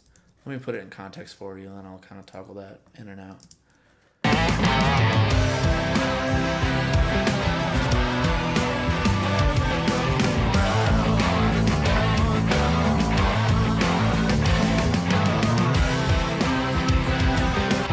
Right, it's just filling in the gaps of the solos, but I just don't need it to be so present. Let's keep going through this stuff here. So if you see my videos, this is just part of my template, but we'll talk about it. ABC bus, influenced by Michael Brower. He does the ABCD, I think, or something like that. So this is a mix of like Brower, Sheps, and maybe some Chad Blake or Sean Everett up here at the top. Anyways, A bus, drums and bass go there. And this is all just, I'm not doing tons of anything here. This is really sonics, characteristics, harmonics, just kind of gluing things together.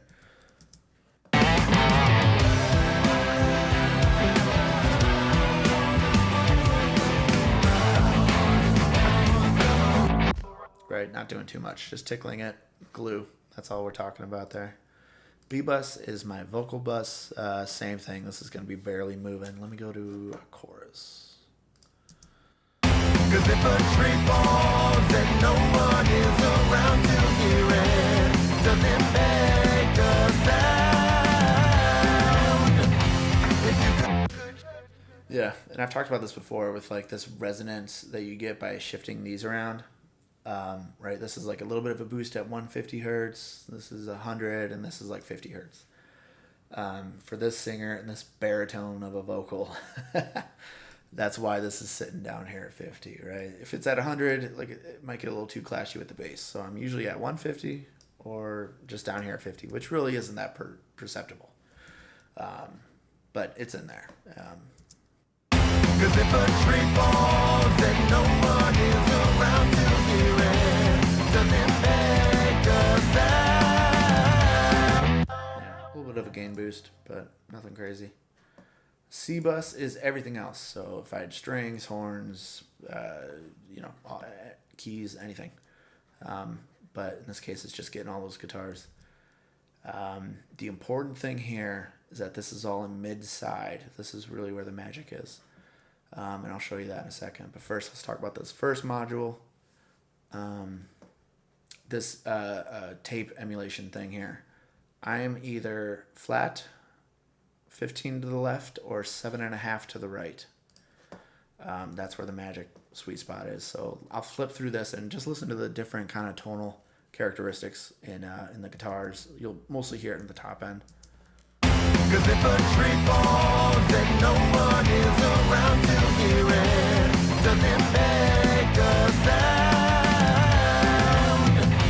If you could change it, would you make a better decision on the next go round? I switch often between here and here, but I just liked it here. I left it here. I had no problems with that. EQ, I don't think I'm doing anything. Yeah, I'm not doing anything there. But the limiter, this is the limiter and the input tone thing here. Not tone, but the input. This is really what's happening. Limiter. This is always at 20 to 1, or 20 to 1. If I change it, and this is always 60. If I change anything, it's going to be going from here to here on the release times, or maybe switching these models. But this worked out great. But check this out. I'm going to put it in stereo and just listen to the difference. We're just going to lose all of our size just by going from mid-side to stereo on the guitar limiter. Cause if a tree falls and no one is around to hear it, does it make a sound? If you could change it, would you make a better decision? Yeah, that's huge. That's huge. I'm only 60% wet, barely doing much of anything down here, but that we just lose everything, right? So that's giving me good size and width just by having that mid-side mode without even having to touch the spreader over here. So that's huge. Additionally, on the C-Bus, I have a little extra sauce. This is being side-chained from the vocals. So you can see the key input here is fucking B right there, B-Bus, which is all going right here. So whatever's going here is also coming here, just to trigger the side chain. And this mixes way down, usually around 30%, because this is just to kiss it. This is just a little safety net at the end. I don't want this to do too much. Cause if a tree falls and no one is around to hear it, does it make a sound? If you could change it, would you make it? It might not be needed, but it makes me feel better about it. So whatever, I just leave it there. Lastly, this rear bus. This is where Andrew Sheps comes into play. Again, these are I'm just taken from all my favorite guys. B and C, vocals, guitars, everything except drums and bass is going to the rear bus. So this is slightly different than how Andrew does it, but you'll get the gist. The rear bus. This is essentially taking the whole mix and parallel compressing it, and not for the compression aspect, but for the release. So what I mean by that, this compressor is going to be triggered by the loudest thing, which is the vocals. They're front and center, and when the vocals stop playing, everything else comes up in volume because there's no more gain reduction happening, right? So that's all that this is set up to do. Is mostly I'm automating the mix, automatically. Like, I'm not manually automating. It's automating itself, right? So it's kind of self-balancing in that way. So if I go to a part where, like the end of this chorus, there's no vocals in the bridge here, so we'll see probably a dB or two of compression with the vocals playing, and then when they stop, those guitars will lift back up because there's nothing holding them down. On the next go round.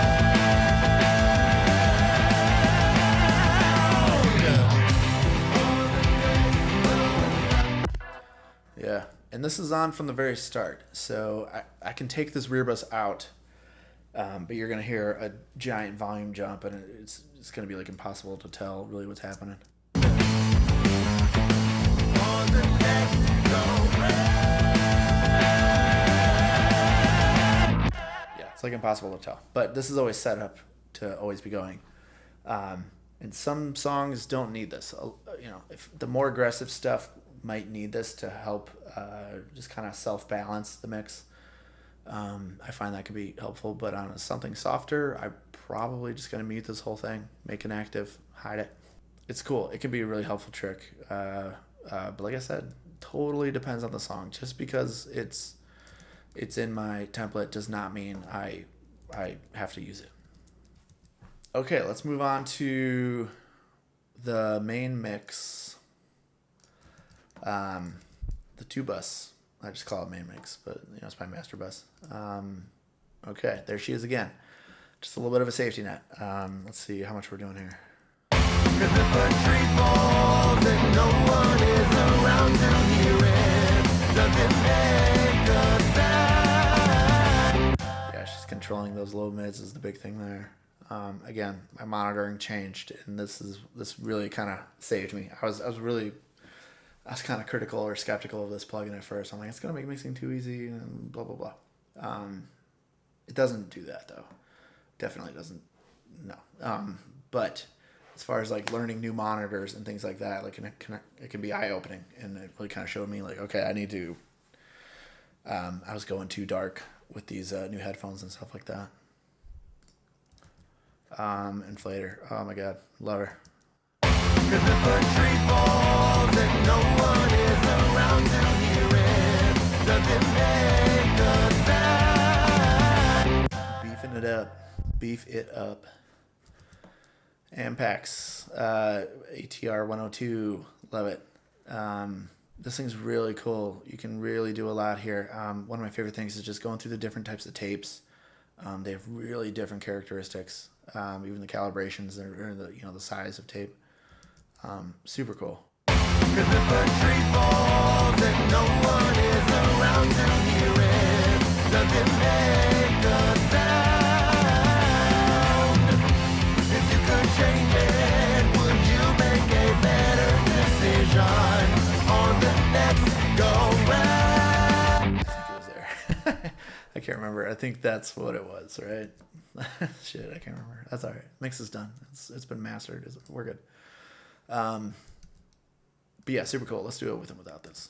Cause if a tree falls and no one is around to hear it, does it make? Yeah, just having that little bit of saturation, it just smooths out the top end, and it kind of opens things up. This is really just such a good thing that helps make it sound like a professional mix, like it's takes it across the finish line. This is a cool preset I landed on MD Mix Bus. 70 here. I might play with the ratio sometimes, but it's usually just tweaking the threshold to taste, because this will just bring up the sides and it gives me size. Really, really cool.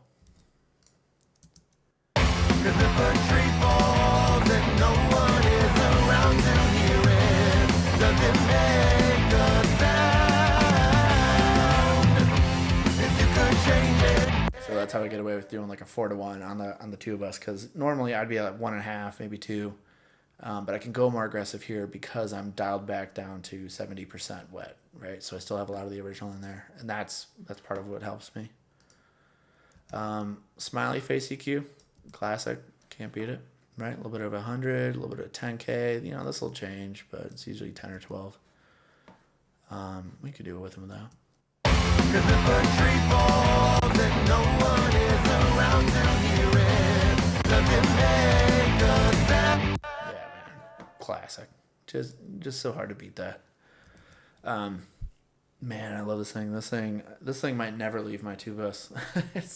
It's so good. If for nothing else, this right here, this resonant filter, I really don't know what exactly this is doing, but I'll take this in and out and just listen to like the mess that becomes of my bass and guitars and the low end of the vocals.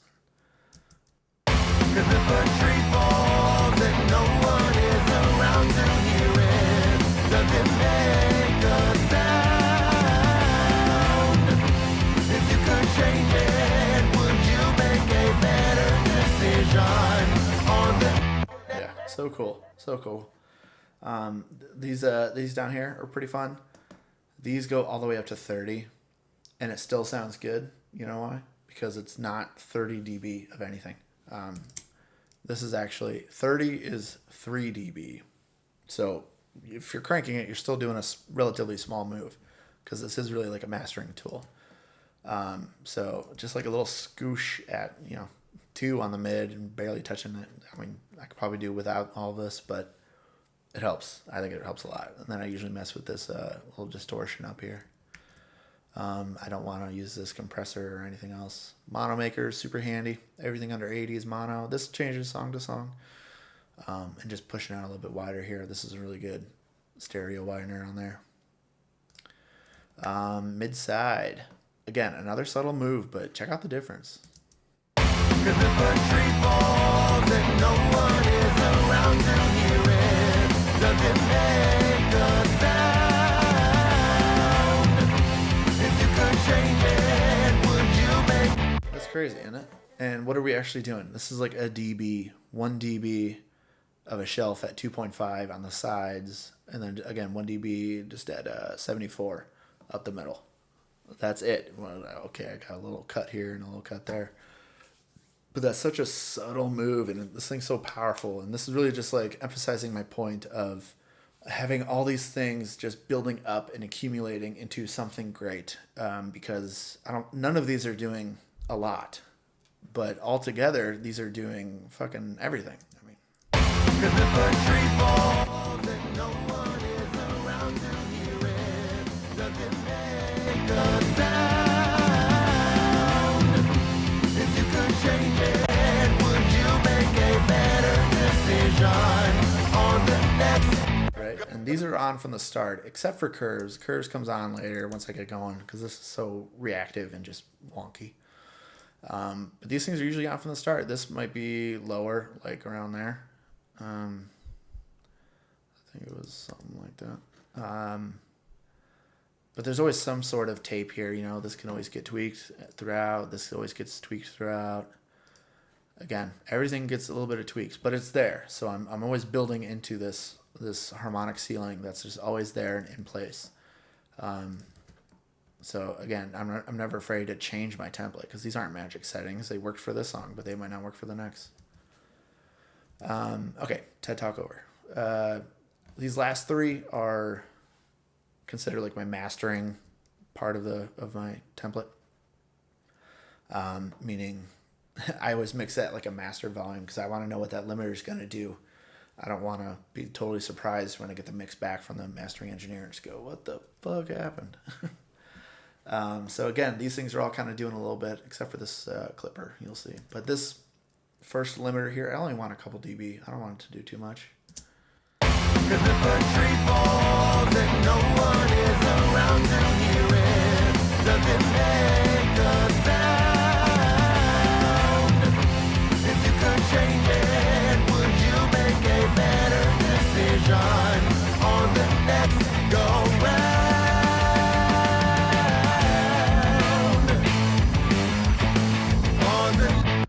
So this is the stuff that comes off when I go to send to my mastering engineer, right? I'll take off the clipper, the limiter. I'll take this off back here, but I'll leave on this EQ because this is on from the start. Let's see what this does. I don't think I've ever taken this off. Cause if a tree falls and no one is around to hear it, does it make a... This is control right there, and then down here at again 40 hertz. Like I just on a rock thing, you just don't necessarily need all that stuff down there. Again, taking out some nastiness at 6.5, harshness, and then just a little boost up there. Cool. Love it. That usually just kind of stays on there and, tweaks song to song. Like, I don't need this for hip hop. I'm not doing that. But yeah, so one helpful thing that I found helpful as I went to send this to my mastering engineer, I just want him to know the difference between the mix that we've all been listening to, the band, me, everybody, what got approved, and the actual flattened mix with all these limiters off to be mastered. I just want to show him. Cause if a tree falls and no one is around to hear it, does it make a sound? If you could change it, would you make a better decision on the next? There, I'm like -8, -9 integrated. Yeah, I sent him a screenshot of these actually working. So he can see like what's actually happening and how I got to what I got. So he knows where it was, and then he can beat it and take it further. Right? So whether that's loudness or size or tone, whatever. But I just think that's helpful. So I just include that screenshot in the deliverables to the mastering engineer. And I just go, hey, if you need me to make any changes, happy to do it. If you want me to send you the mix, with the limiters on, I'll always do that too, so you can hear where it was, and if you can beat it, beat it. If you can't beat it, then make it better. Having a great mastering engineer is, so useful. Like, we had a good one on this. He's great. I mean, he crushes the rock stuff, so he was perfect for it. Made it better. Anyways, let's look at some cool moments. This flange thing here. This was bizarre. This it's something I made early on, and so if I take this out, you can kind of hear that it wants to be this anyway, right? On the next go round.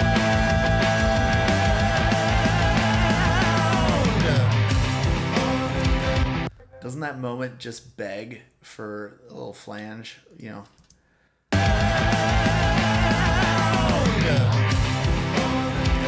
Like, you can hear it even when it's not there. So I just made it happen. So what I did, this is an old tape trick, like back on tape machines, but I don't have tape machines. So I printed a version of the mix with just the guitars and bass, and I put it in here.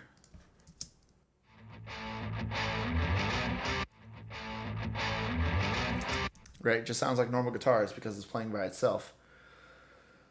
But this is being fed into my main mix, just like everything else in the mix, which would be fine and normal, except for the thing I did, which you can see my elastic audio here is in vari-speed. So I put an anchor point right here on the downbeat, and I put one back here, and I just pulled it over a little bit, right? I just pulled it over a little bit so it'd be a little bit longer. So now I'm stretching it, and what that's doing is really, it's like slowing down one of the tape heads. So if you had two tape machines and you're just feeding one back into the other, whatever, I don't necessarily know how to do it, but I know enough to like fake it in here. They would be like physically like slowing down the tape head so that they're out of sync, and that's that flanging sound, like just they're falling back into alignment, and that's how you get that big closing sweeping sound. So that's what I did. Like I said, I printed the guitars and the bass, and then I pulled it down here, and I'm feeding it back into the mix, having stretched it out, right? So I stretch it out knowing I stretch it out on this end, right? With that anchor point not moving right here on the downbeat, because I want it to come back into sync right there. So then I just, messed with the fade in and the fader, brought it down to where it affected it enough that it wasn't too crazy. So that's what we got.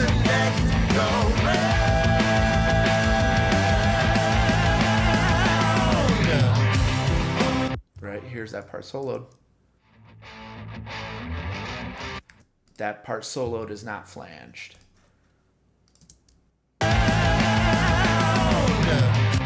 That part muted, the mix is still not flanged.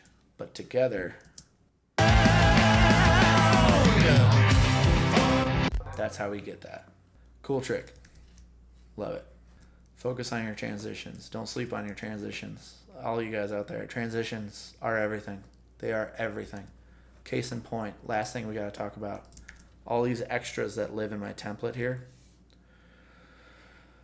These are, what do you see? I got 3 different kinds of explosion sounds. I have a whoosh, some different swells, reverse cymbals, swirls, fun stuff. Here is a good example of this intro riff with and without these effects right here. Like, check this out. This is just gonna be so crazy when I take it out.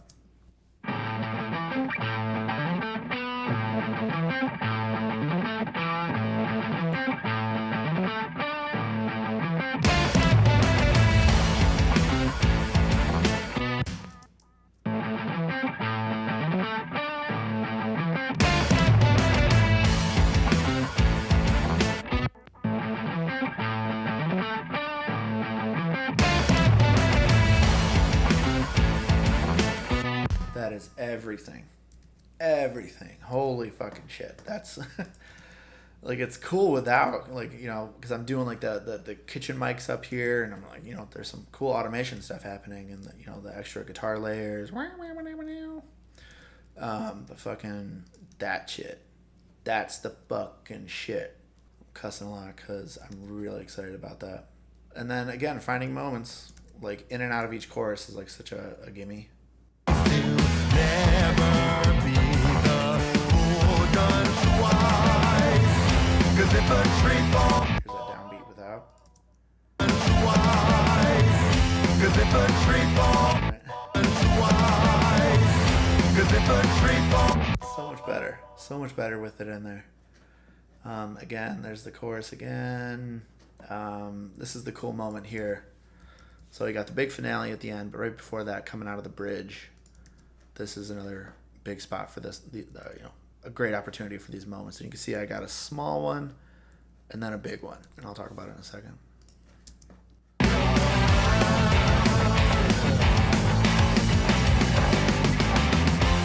if a tree falls and no one is around to hear it, doesn't make a tree falls and no one is around to hear it, doesn't make just fall short without, right? So it took me a second to realize that like this first downbeat is not really where the big stuff needs to happen. It's just like a hiccup thing, and then back here is where the magic is. So here's with and without again.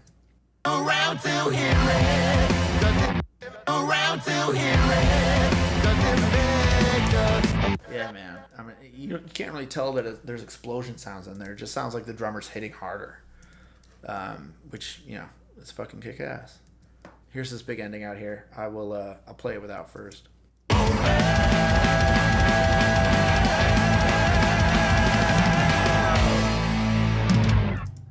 Sounds fine, but if I add in the sauce.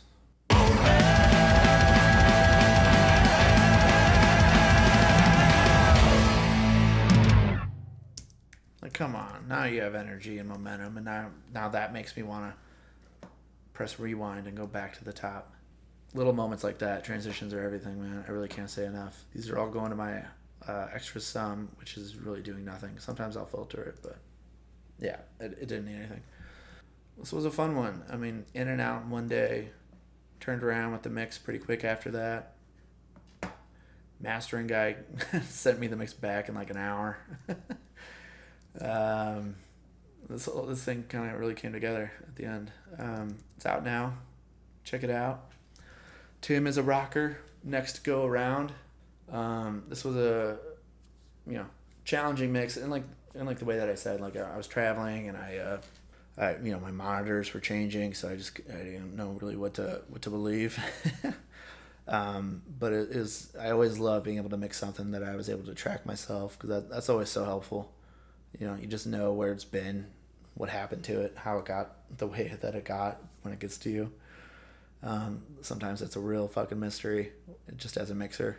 You get sent stuff and you're just like, what the fuck happened? Yeah, good takeaways from this was like really to kind of help keep it simple. It's a great exercise in like playing the psychology part of being a producer and knowing, okay, I can yell at this guy, but I got to cradle this guy over here.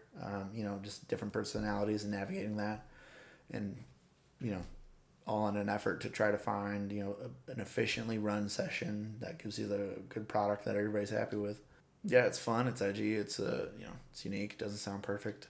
Again, I'm in a new space, so bear with me while I keep getting this studio set up here. I know it sounds really roomy and all that, but I think you guys get the point. Any questions, comments, concerns, thoughts, feelings, emotions about this? Leave a comment below. I'll try to get back to you.